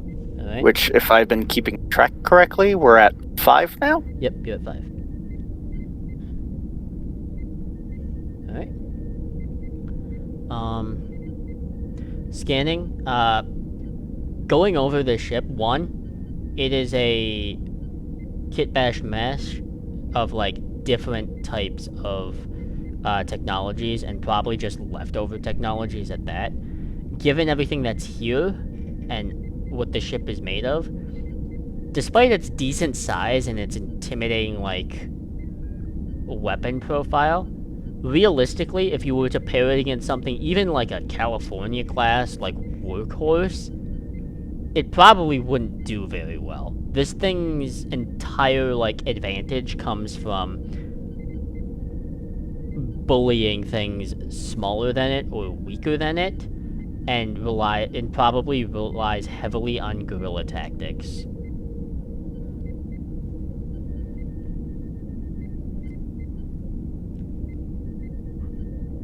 I relay all of that to Aleska.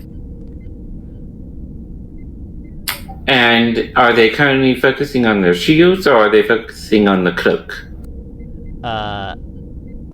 They are kind of focusing on both.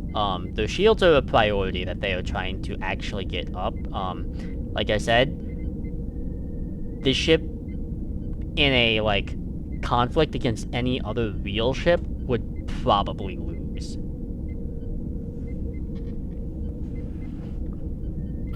It's like a constitution versus a galaxy. Yeah, pretty much. Recommend we press the advance while somebody attempts to fix our own shield. The Bajoran that came with me, do they have any specialities in engineering at all?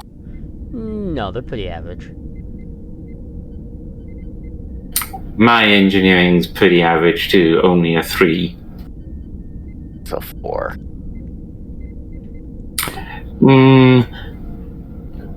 Aleska's going to take the cadet back down to the shield generator, and we're going to try and repair it. Okay.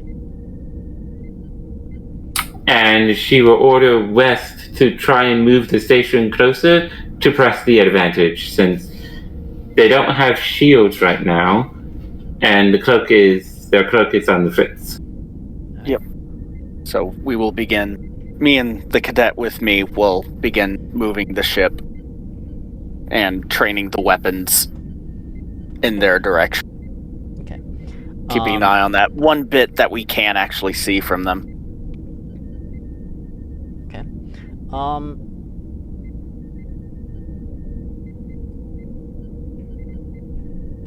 Because of how things are working, I'm not going to make you roll for the shield generator, and I'm not going to make you roll for the attack, because they're actually not in a situation to do anything about it, and they're certainly not expecting you to go for a round 2, because they're not expecting you to get closer, of all things, because they whacked you pretty decently as well, and they definitely didn't expect you. There's no way they expect you to, like, do something that is arguably kind of dumb.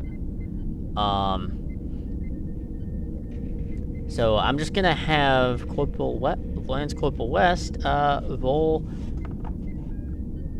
5d6 again. Alrighty. Oh wow. Another photo incoming. That is all 5 are effects. Oh, Oh boy.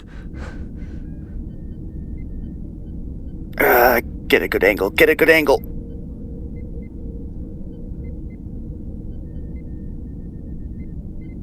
Ouchie.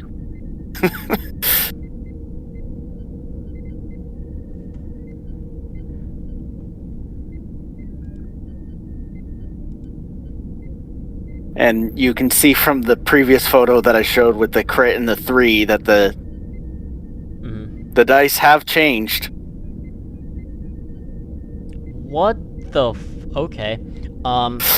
So this is an interesting affair here. There is a slight way to aim the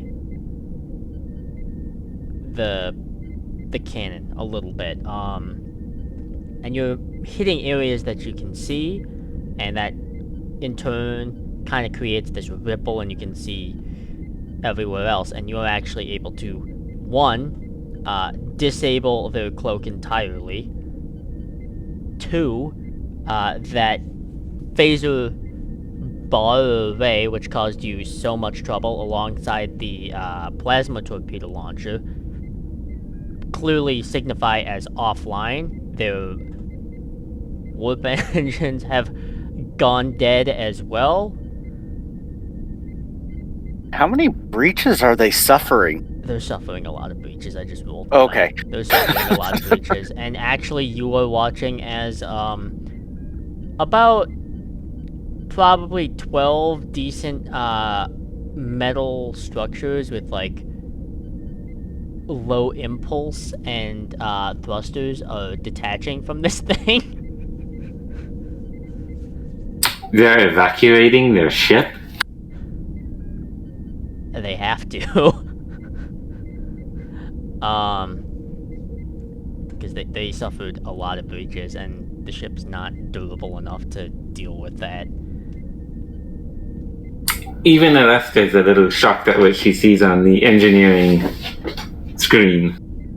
For you, it's not like a view screen. It's just like it's like a sonar, but you're watching as like this large item is like deploying small, and it's not too hard to figure what that is, but it's one of those things where like that is it's something you certainly weren't expecting. I bet they weren't expecting it either. No, they were not.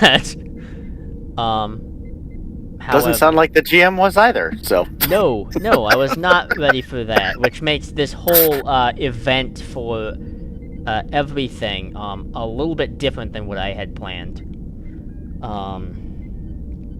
Sorry, not sorry? Question mark? That's fine.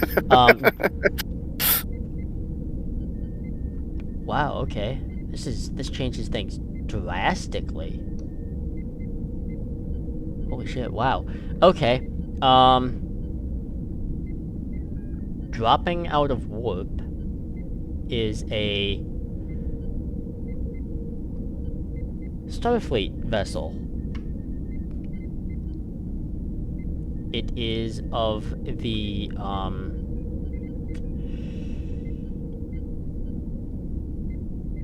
it's a Parliament class ship. So, decently large, before transporter signals are had and such, and you can actually... Wait, no, not Parliament class, I'm sorry. I read the wrong thing. My bad. Prometheus class. I don't know how they got those two mixed up.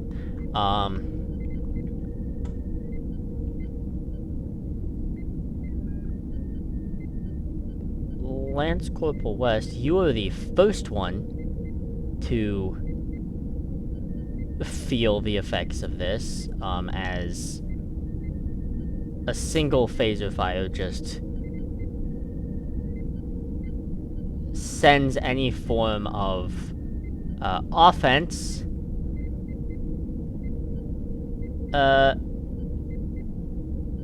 obliterating it. You can feel it. It almost shakes throughout the entire station. What follows through... Actually, let me just double check something here. While you're double checking that, a question I would have is, does this match the description of any of the The defectors? Yes. defectors? Yeah. Yes, it does. It does match one of them. I will immediately hail Aleska then. Ma'am? Go ahead. Prometheus class of one of the defectors has just dropped out of warp.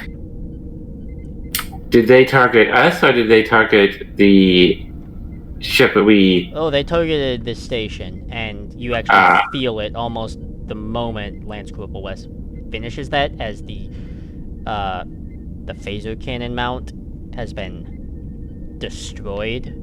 The shields in which you were repairing... Yeah.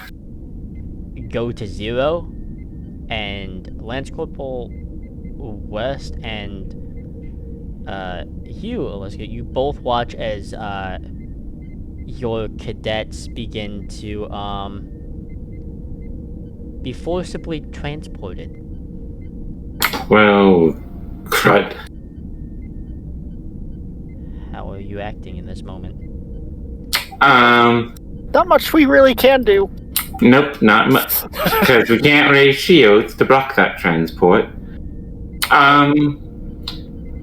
Could we set off an EMP? I don't think the station is powerful enough for a ship like that. For an EMP. You Nope. could potentially do something similar. However, that would require you to sacrifice any phasers or phaser rifles that you have. You would basically be blowing out the power coil to do it. Leaving the station defenses, not that it's much help against a Prometheus class. I am... Knowing the weapons are offline, I'm going to set the station on a course to the nebula. I know it's not going to do much, but basically setting it on autopilot and then moving to a different part of the station where it might be more difficult for them to get a transporter lock on me. Okay. So for you, Aleska, if you do that, this is a quick act thing, and I think in Starfleet there's just enough to where you have that sort of reaction to know how to do, like, a mid-tier thing. Like, it doesn't have a huge radius. Like, it's a 3-foot radius. It's not huge. Yeah. But it can be done.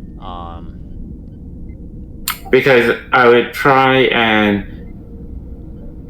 do it so that we can save at least one of the cadets. Okay. They're going to have a splitting headache, but better than being kidnapped. Alright. So what would I need to roll? I'm not gonna make you roll anything, actually. Mainly because you are actually sacrificing a particular item that's gonna be kind of difficult to replace in the long haul. And then for you, Lance Corporal West, there's not much you can do on your end, I don't think. So that happens. EMP, Lance Corporal West. Alright.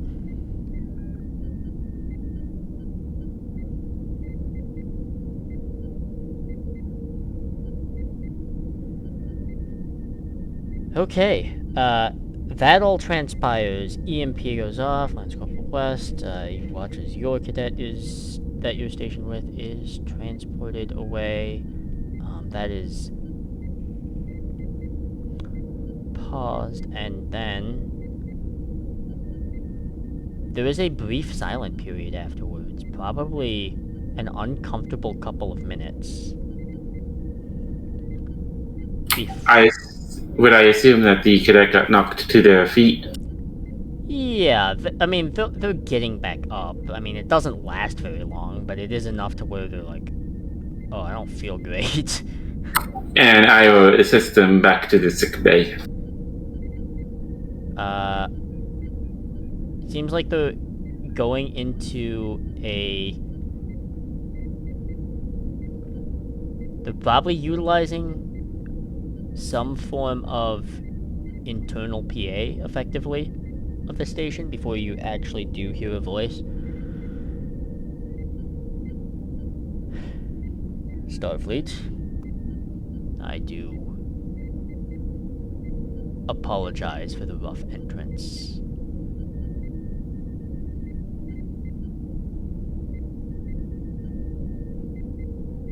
I assume you have one of our cadets. Well, a negotiation can't be done without a bargaining chip.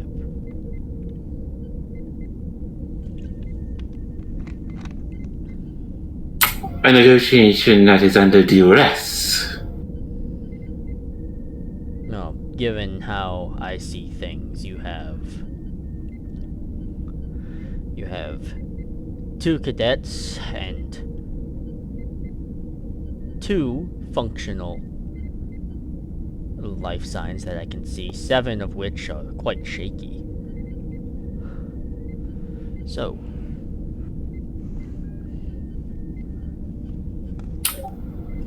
what are your demands?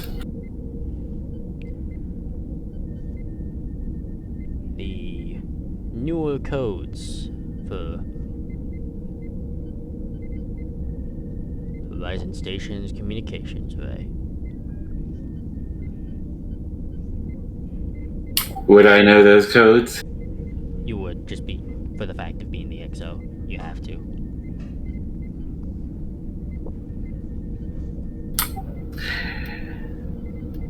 I do know those codes, but they would be of little use to you without Captain Phillips' code as well.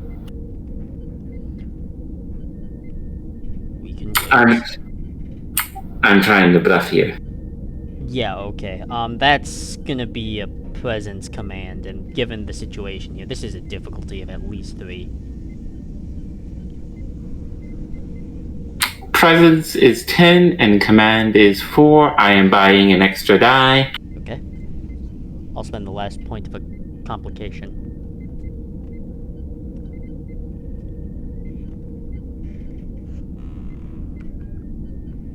That is 3 successes. I got a crit and a 3. And the last die was a 16, which is a fail. Okay.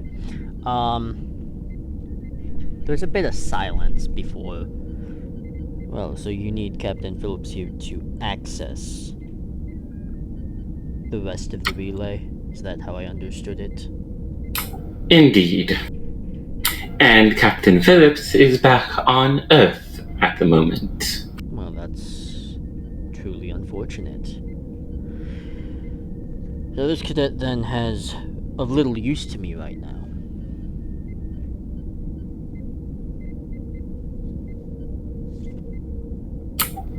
So, are you going to hand them back to us, or are you going to do something overly dramatic with them? Nothing overly dramatic. I will simply keep them in my custody until I find,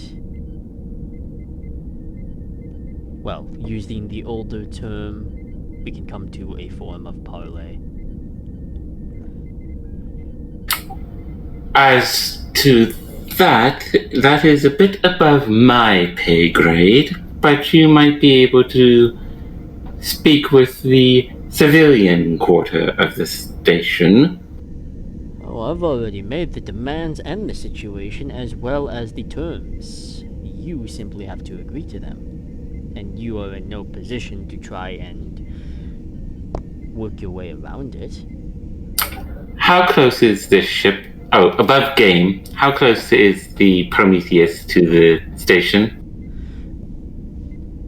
The Prometheus class ship is doing a smart thing of staying about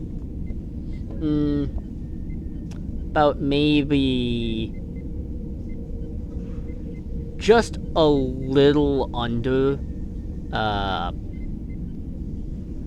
a kilometer away, probably 950 some odd meters, but it is far enough away to where it's not in too much of a threat of anything. So the self-destruct wouldn't do anything? No. No, it would not. Because I was going to try and fake them out with this fake self-destruct. No. You're also learning here, Aleska, a little bit about whoever this commanding officer is. Given that they're operating on a Prometheus class ship, they're somewhat tactically minded, so... So they're not just going to off the cadet just to off them? No. However, how valid their word is going to be is still up in the air. Because they are still part of this group that hasn't shown much honor, as the Klingons would say. Correct. Well, it seems like you have no choice but to accept a deal.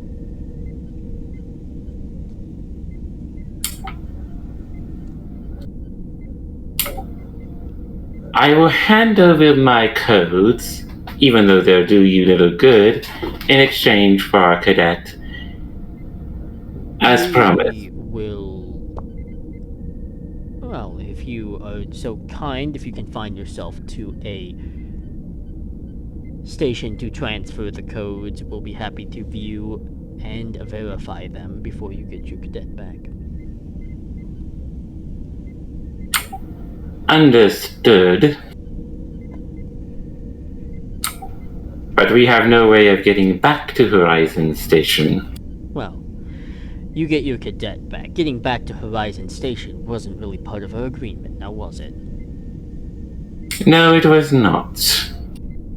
And if the Bajoran cadet Nix can see that she has her face is just blank, like she's thinking a mile a minute right now. Okay. Well then. Tick-tock, Commander. We do not have all day. I will take the cadet with me and go up to the ops station and transmit my codes. There's no way I can put a virus in there, is there? Not with this old thing, and you don't have Neshek's experience. Yeah, I don't. It is pretty much simply going to be a data transfer, and you're gambling here. Mm-hmm.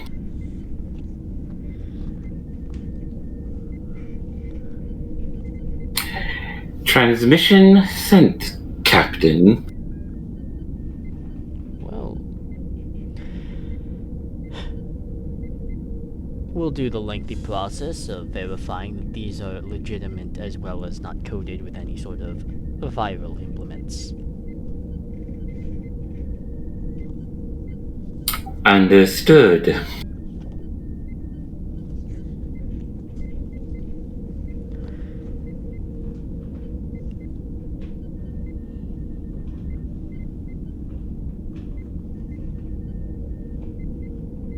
And has the cadet Rue have tried to contact us at all? If they have, you haven't gotten anything. So the nebula must be blocking communications as well. Perhaps. It's hard to tell, given the runabout situation. Before it disappeared into the nebula, you have no idea what, if it improved or got worse or is gone.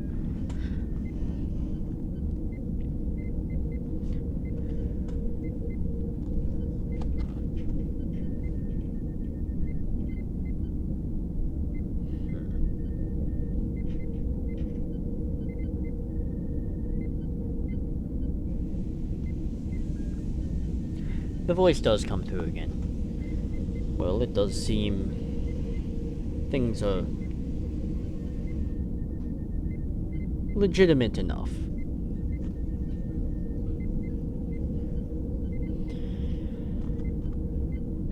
Then I can assume I will receive my cadet back in one piece. You will receive them back in one piece. Correct.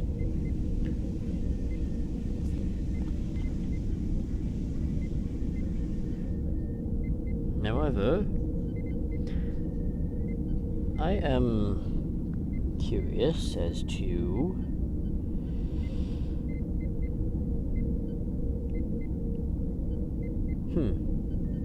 well then.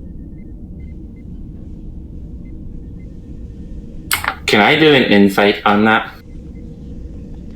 Yeah, you can do an insight.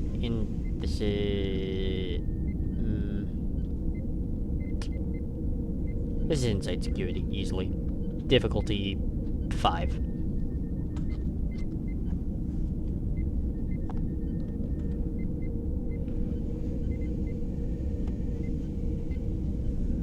Two 12s, so that's 2 successes.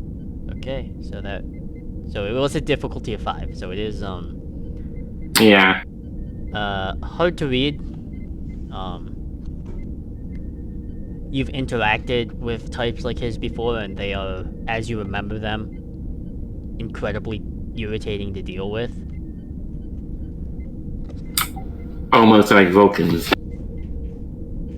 In certain aspects, you might think this person is worse. Well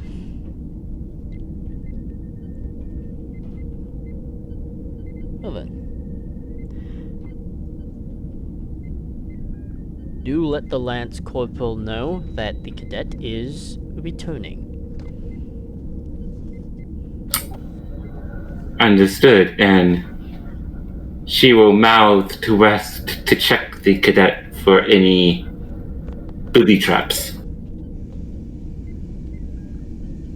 As a reminder, West, after setting the ship on a course to the nebula, or the station rather, he kind of vacated the ops area Yeah, he's to gone. make himself less susceptible to being beamed out. So, yet again, even when we are isolated to just us two, West has no idea what's going on.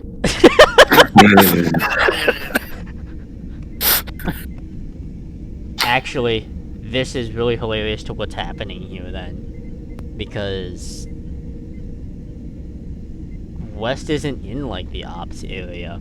It's just the cadet with Aleska here, and actually the cadet is going to watch, still a little groggy from everything that's happened.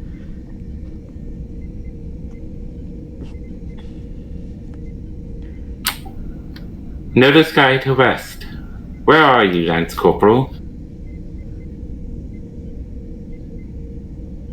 I imagine that he has wedged himself into some, like, tight Jeffrey screw tube somewhere around the warp core. Well, there's no warp core, but there is, like, a reactor core for, like... Yeah. But yeah. Basically, something he would have assumed would have caused a lot of interference with teleporters. Okay. I'm in a tight spot.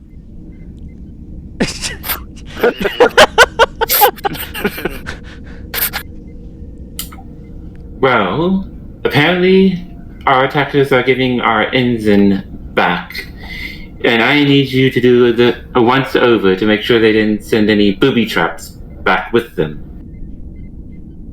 Understood.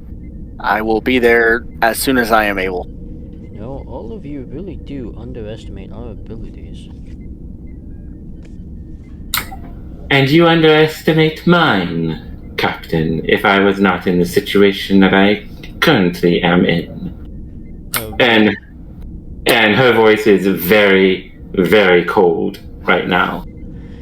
Well, I look forward to seeing you try. You might not like the results. You're right, I'm not going to risk it. And as the cadet is being transported, Aleska, you feel that familiar feeling of transporter. Oh dear. It happens relatively quick, and you are in... Well, you've been in areas like this before. It's a brig. Aleska will look around and just then simply sit cross-legged in the middle and just look serenely at whoever is on the other side of the force field. There isn't anyone on the other side of the force field. In fact, it's rather empty. Aleska has a look of confusion on her face, and then goes to the door of the cell and looks out like you're looking on both ways of the street. Anyone in the brig area? No. No one in the brig area. She will try and access a console.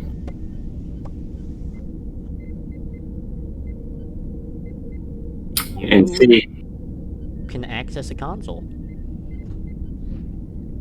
She's going to try and see if there's any life signs on board this ship. You're able to access and do that scan, and you're almost sure it's because they let you before you were blocked out. There are no life signs to speak of. Aleska's thinking very quickly in her head, and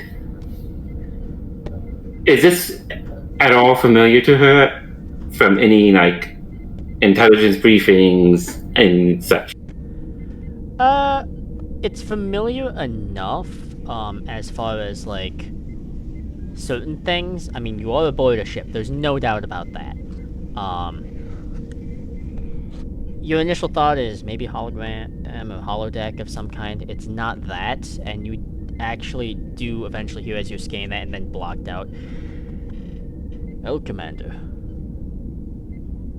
Welcome aboard. You can feel that steady hum as from the exterior, the cadets and Lance Corporal West can watch as this Prometheus-class vessel jumps to a impressive warp 9.5 before disappearing into the stars. Oh boy. And hearing that voice, she will do the head cock and look up at the ceiling. I'm speaking to the ship itself, aren't I? Welcome aboard the USS Beowulf, Commander.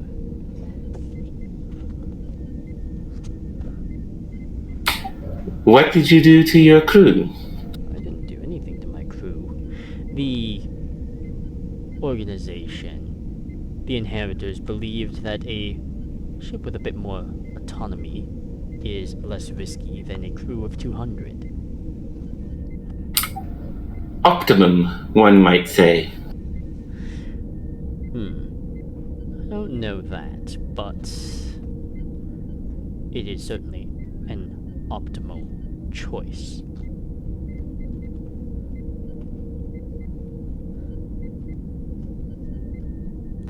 And what do you intend to do with me? Well, you are the XO of Horizon Station. I'm sure we can find some uses for you.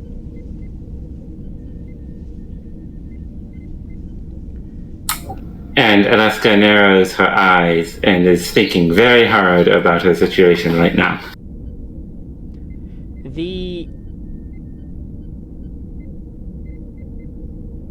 The computer sounds from the ship, the slight hum of the warp tunnel, and even like the white like exterior of this Prometheus class, like interior of this Prometheus class ship, suddenly goes slightly blue to grayscale. Everything kind of just stops, no noise, no nothing. Before you feel a tap on your shoulder. And I whirl around, going into a karate defensive stance. As you whirl around to strike at the person, they're a decent bit taller than you. Decently, I mean, I would say rather thin built, mostly. Slightly curled hair, maybe in their middle 30s, brown hair, wearing the command reds of a uniform that was more consistent with the early mid 2370s, before pretty much effectively as you almost get there, there's a snap of the fingers, there's a blue light, and they're actually behind you. Q?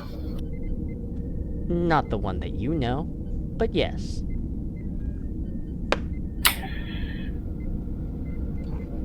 Lady Hera preserve me. Ooh,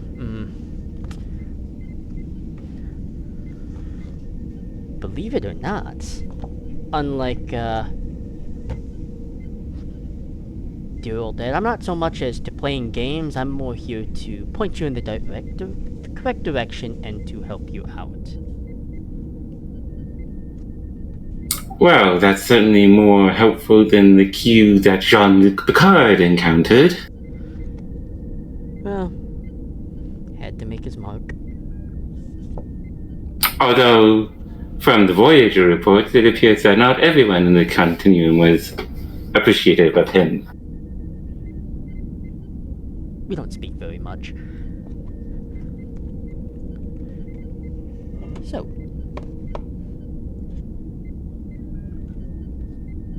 So, Q, what was the reason for needing to separate me from my current situation?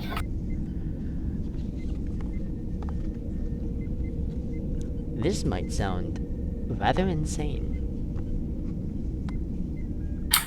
But I need your help.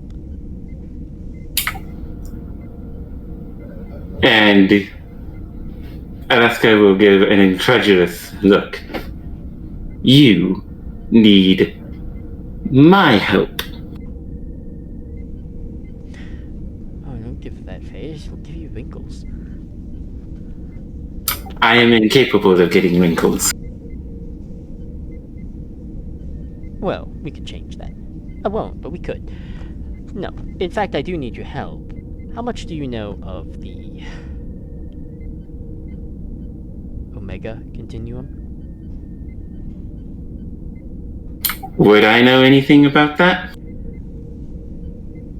Very, very little.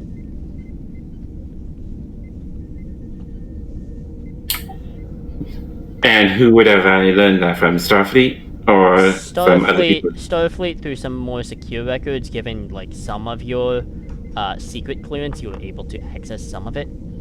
But for the most part, not so much. Not much. Not even with my security codes would Starfleet tell me very much. Well, as a Q, we have strict rules to follow, and strict rules we can't break. However, the same rules don't apply to you. I've been told that more than once in my life. Perfect, because there is a situation in the year that affects our current situation, your current situation, rather. You have me intrigued.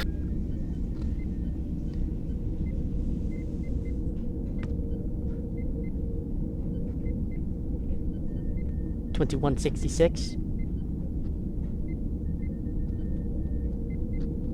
Remind the player of what happened in that year.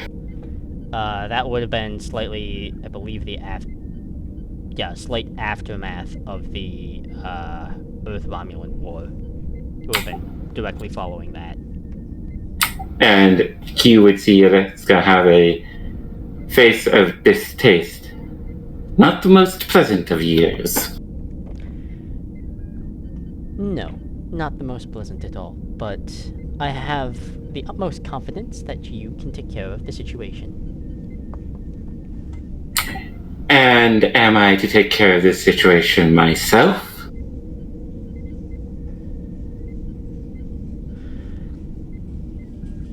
Not entirely. And there's a snap before you are hearing noises that are more rough. Engines that are still have that like distinctive warp hum, but you can kind of feel it in the bulkheads of the ship. And I'm back on the Prometheus ship. You are not. Oh the boy. bridge you are aboard is slightly smaller. There are some interesting computer bits that are not of the time that you have become accustomed to. And what am I wearing? You are wearing what's more equivalent to a flight suit and hold the rank of lieutenant. And give me one moment as I bring it up.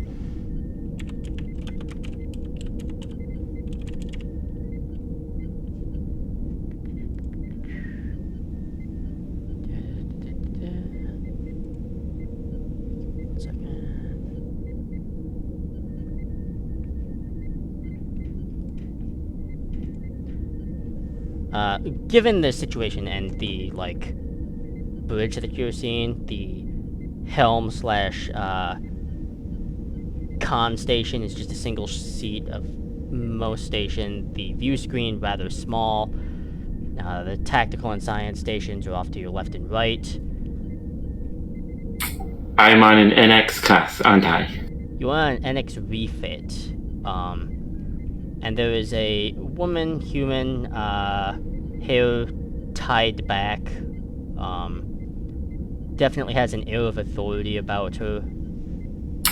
I'm on the Columbia, aren't I? Yeah, this is the USS Columbia. And I'm in the pilot. Who are you, and how did you get on my ship?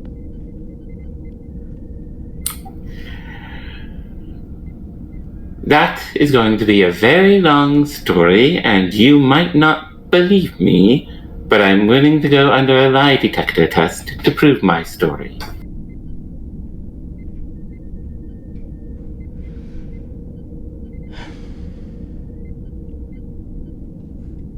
And I am willing to have you take me to your brig to be on the safe side, Captain. Well, you just appeared out of thin air, so I don't know if a brig's gonna do much.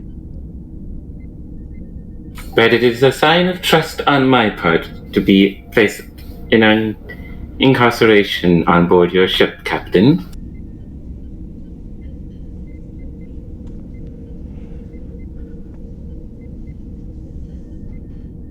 And she will put her hands forward to be...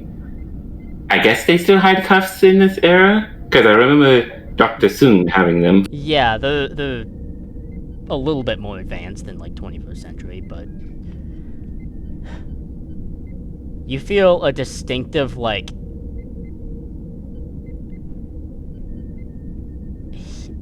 an impact on your side. And it's a familiar impact. This has happened a few times, but because of the older technology, it's a little bit more rough. It is definitely the stun technology from a phase pistol. And just as you kind of start to fade out, the captain of this ship just kind of looks past you. Lieutenant? Just wanted to be on the safe side. Just before blacking out. And we will cut to Lance Corporal West as you have watched that entire event happen.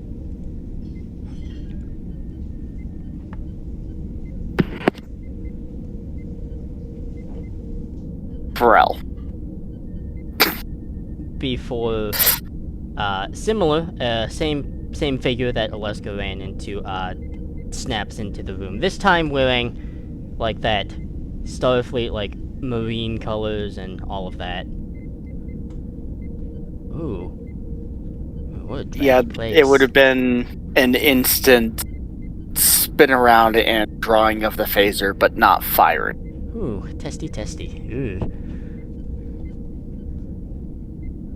Are all of you so uptight?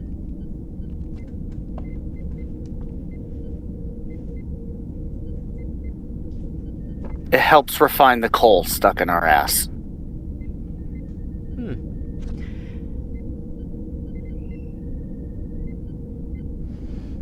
Well, then I need all of you to solve a problem for me.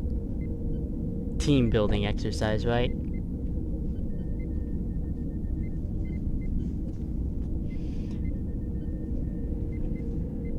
No.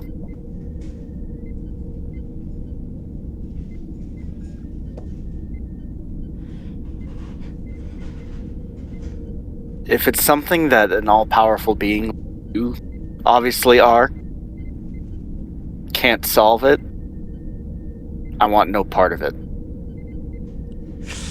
Ooh.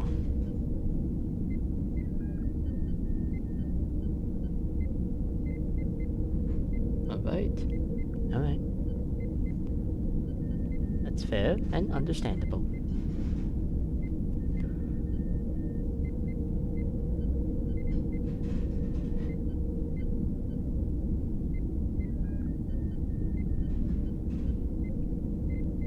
but it will benefit you. Snap.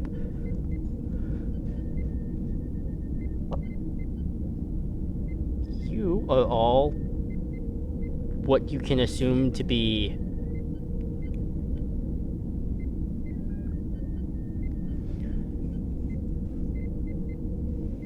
a shuttle bay, though the shuttle bay is much smaller and much more contained than anything you have ever seen. There are 3 cadets with you. I will point out the complication that you have, West, in this small shuttle bay. 2 of these cadets are Bajoran, 1 is Trill. And you can identify looking around and knowing your history. This is an NX class starship. Everything looks brand new, in like minted condition. And the species you have been snapped with don't make contact with the Federation for the United Federation of Planets, which only just kind of exists. That doesn't happen for a very long time.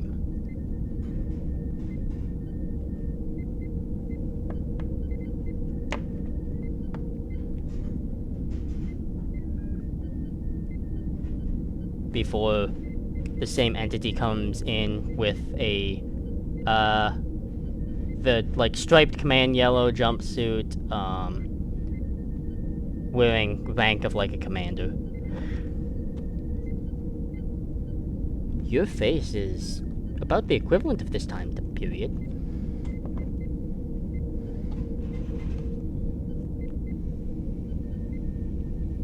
Wes still being in that pose of pointing a weapon in the general direction.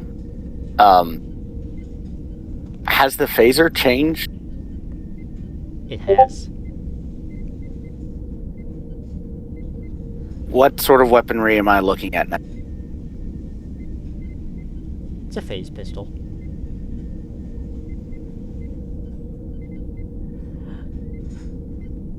Don't worry. I will. As far as you can see, your cadets, they'll look the same to you. Everyone else, they'll look normal to them.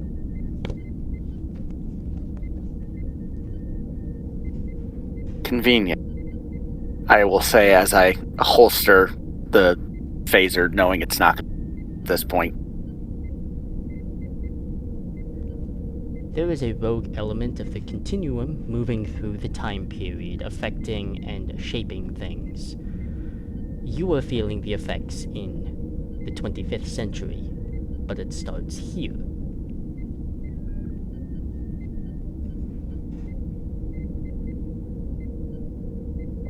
So, I'm giving you an opportunity to mitigate a situation from escalating.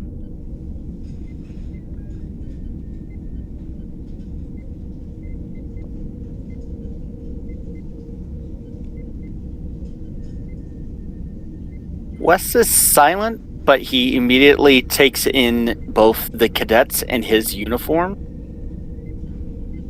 Try to see what he can figure out from the looks of them. The cadets are wearing a uniform of a crewman. The Bajorans are wearing a crewman uniform that is of a 2nd class, and then the would-be Trill is sporting a 1st class. And you are holding a rank of lieutenant, effectively.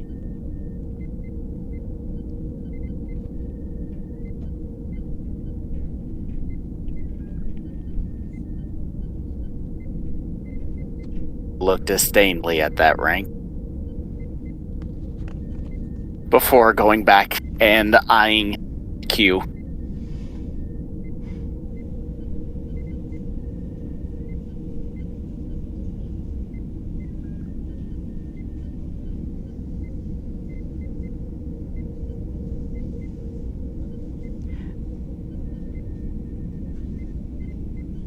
The Columbia is supposed to disappear.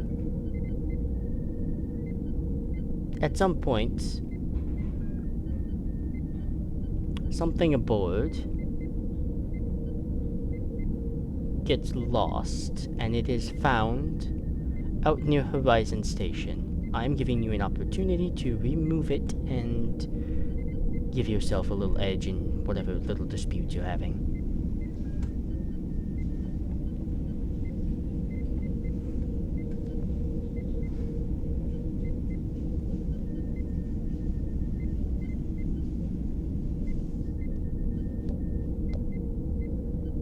West will stay silent.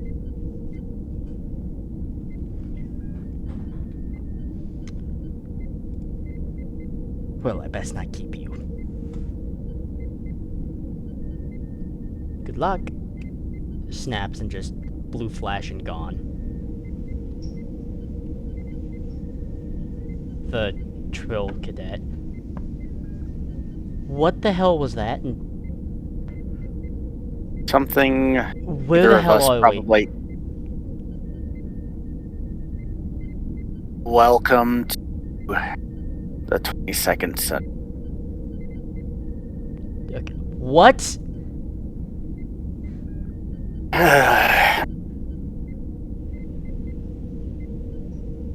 Wes will turn his back to them to sort of collect himself before getting stone-faced again and turning and addresses the cadets. All right, so first things first. Prime directive and temporal directives. Can't mess with too much. Some of you, it would be recommended that you do not get injured because your blood might not be on file. That would cause a lot of questions, so please be careful. We're going to have to blend in as much as possible.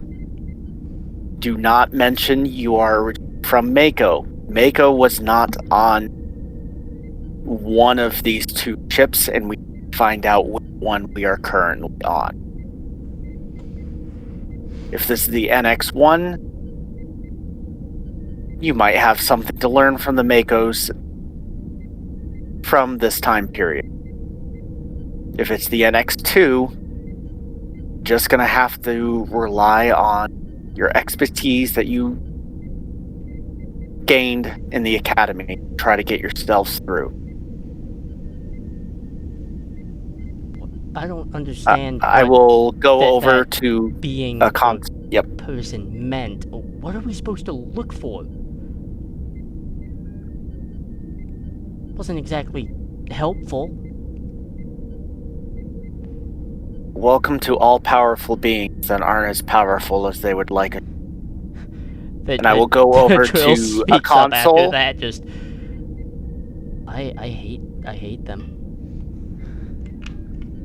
Going over to a console to double check where we are, what ship this is, what time it is, and then trying to pull up duty rosters to see if or where we might have been placed. Given that your like division stripe is red, yours is of a tactical variety. All of the cadets actually the Trill actually has the absolute misfortune of having a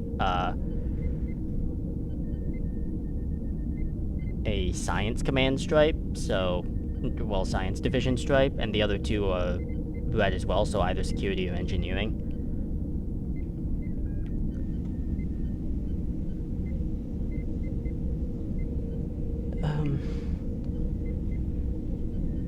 Okay.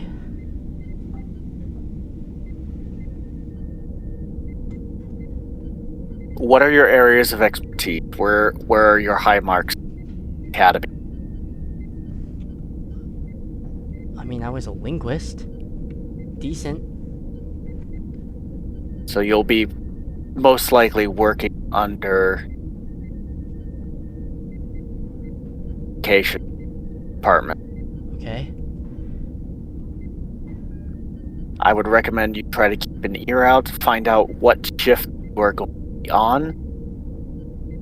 We will have to set up a time where we will all regularly discuss what we ship, so we can make our move when it's required. Okay. I suppose So. right now, so we just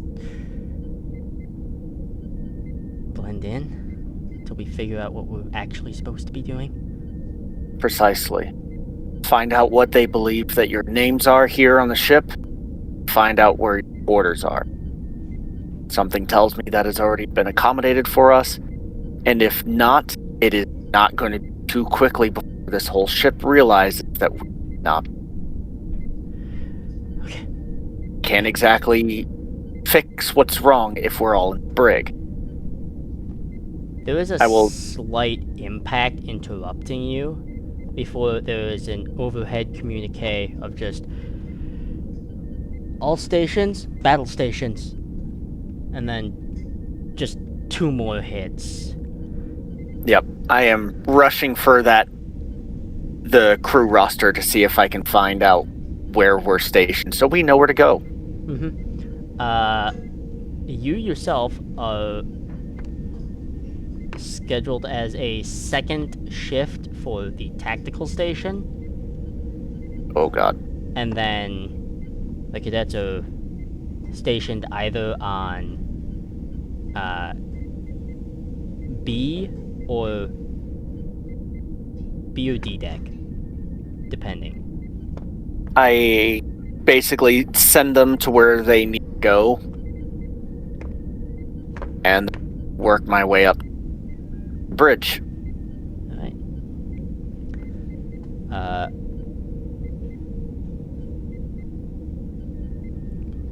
Fast forwarding all the way to the 25th century.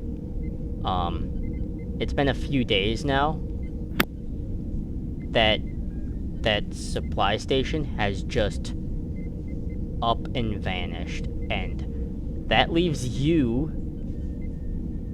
Neshek, in charge,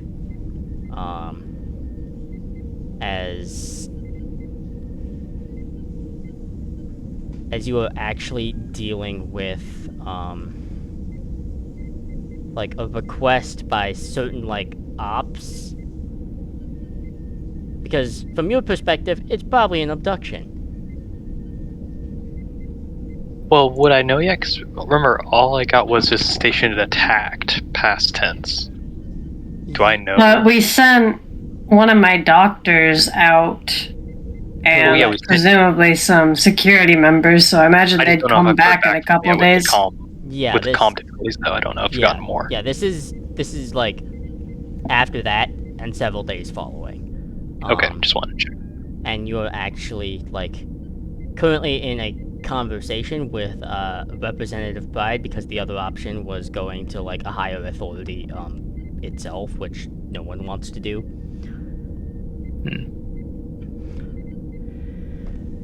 Commander, a rescue mission is understandable, but look at it from a overall perspective, and I do The sympathize rescue with mission your is position. not possible at the really- moment. We don't know where they are.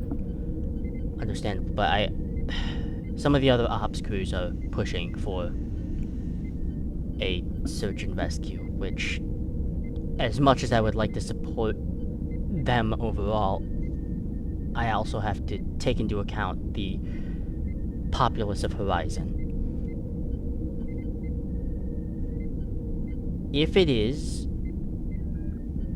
who we think it might be, then we have to be very careful.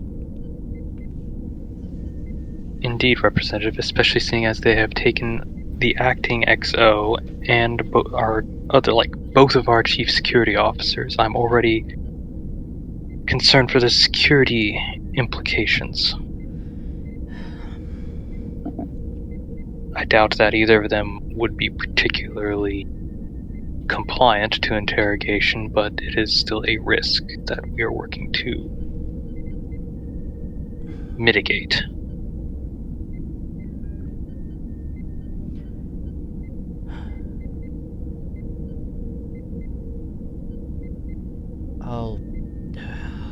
However, I'm again primarily concerned by the fact that it is clear that these bad actors, such that are intent on causing problems to lure us out individually, we can no longer treat any issue as minor, it seems. Everything now is now qualified as a major threat because we do not have the information to determine what is a trap versus what is not. Yeah. This is not a practical way to carry out our mission in this sector. No, it's not. And I will try and get through to the various embassies and the vice president. I'll have that task assigned to myself and try and pull more resources. We're meeting in basically the Alpha Ops office, right? Yeah, The one with the private. it would effectively be the captain's ready room, which is currently yours right now. Neshek will turn on the privacy screens. Okay. Representative Pride, in regards to the Vice President, may I speak freely for a moment? Go for it.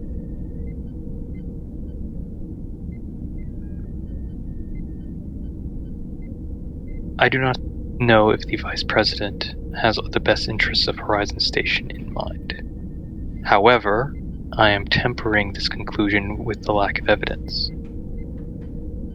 I need to collect evidence on why the Vice President is here. They arrived unannounced on the eve of the greatest crisis that precipitated this entire sequence of events.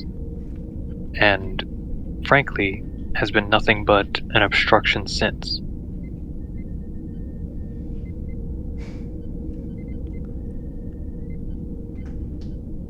She has some agenda here at play.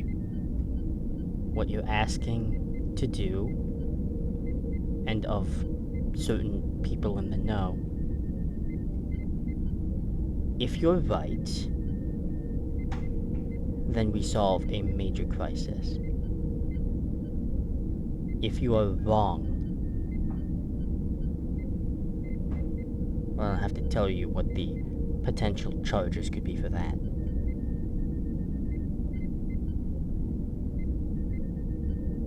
Representative,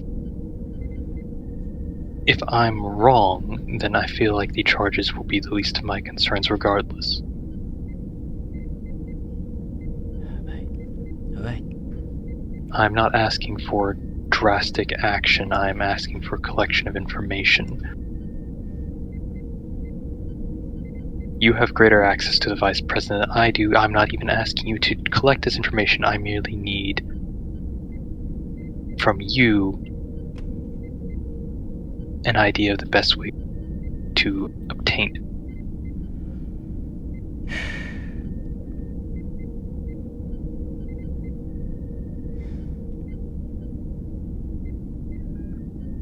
Well, if records serve and are true, she grew up on the north of the capital of Bejor.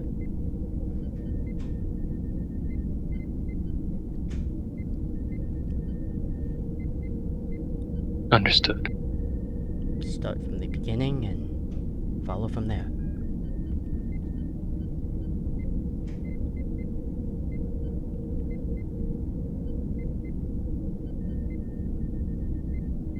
Understood, Representative. Thank you. And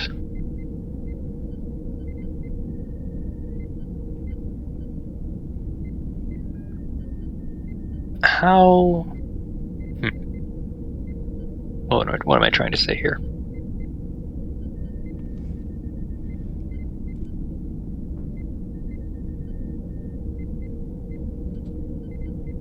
This mention of a Borg threat.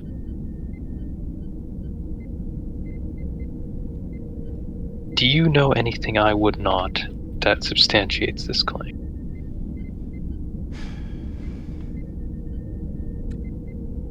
Well, since the privacy filter is up, and we're speaking freely, not technically, but I do have resources at my disposal that would let me know about said things. I ask, Representative, because while I am good, neither myself nor the station has the computing expertise of the board.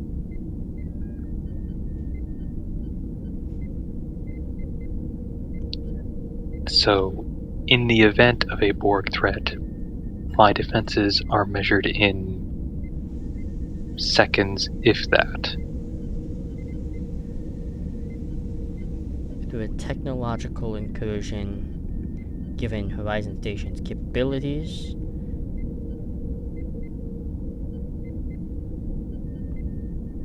we could probably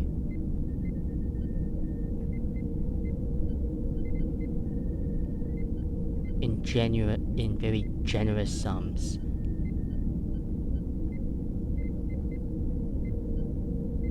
you would have 4 seconds to block them out. And that's being very generous.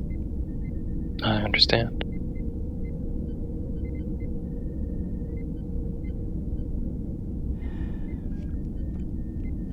Thank you, Representative, but I have a number of responsibilities.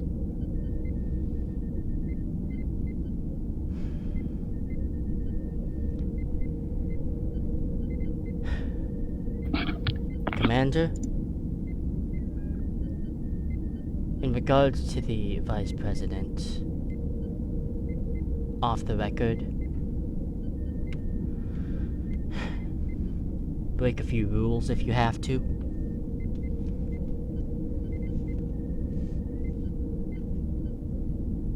Wouldn't dream of it, Representative. I'm very obviously lying.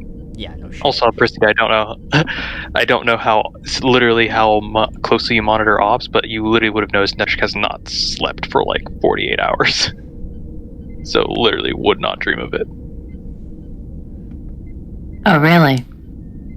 Yeah, really. Cutting to that eventual doctor-officer conversation. Yeah, you might be getting a doctor's visit soon. But all the way back in time, in 2166, as you, Lance Corporal West, are running to your presumed station,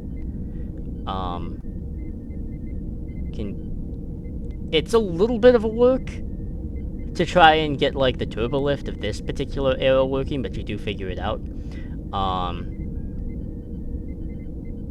And you get to the bridge, and on the aft view screen, you can see a Klingon Raptor that is firing away, pretty much. And the captain shouting orders.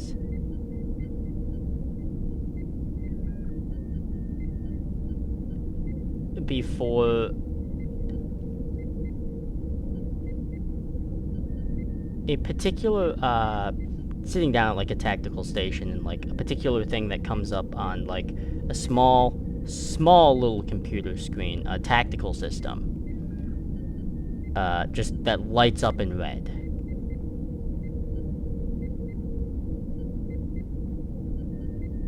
It's called Beowulf, and that is where we will end our session. Oh boy. Oh boy.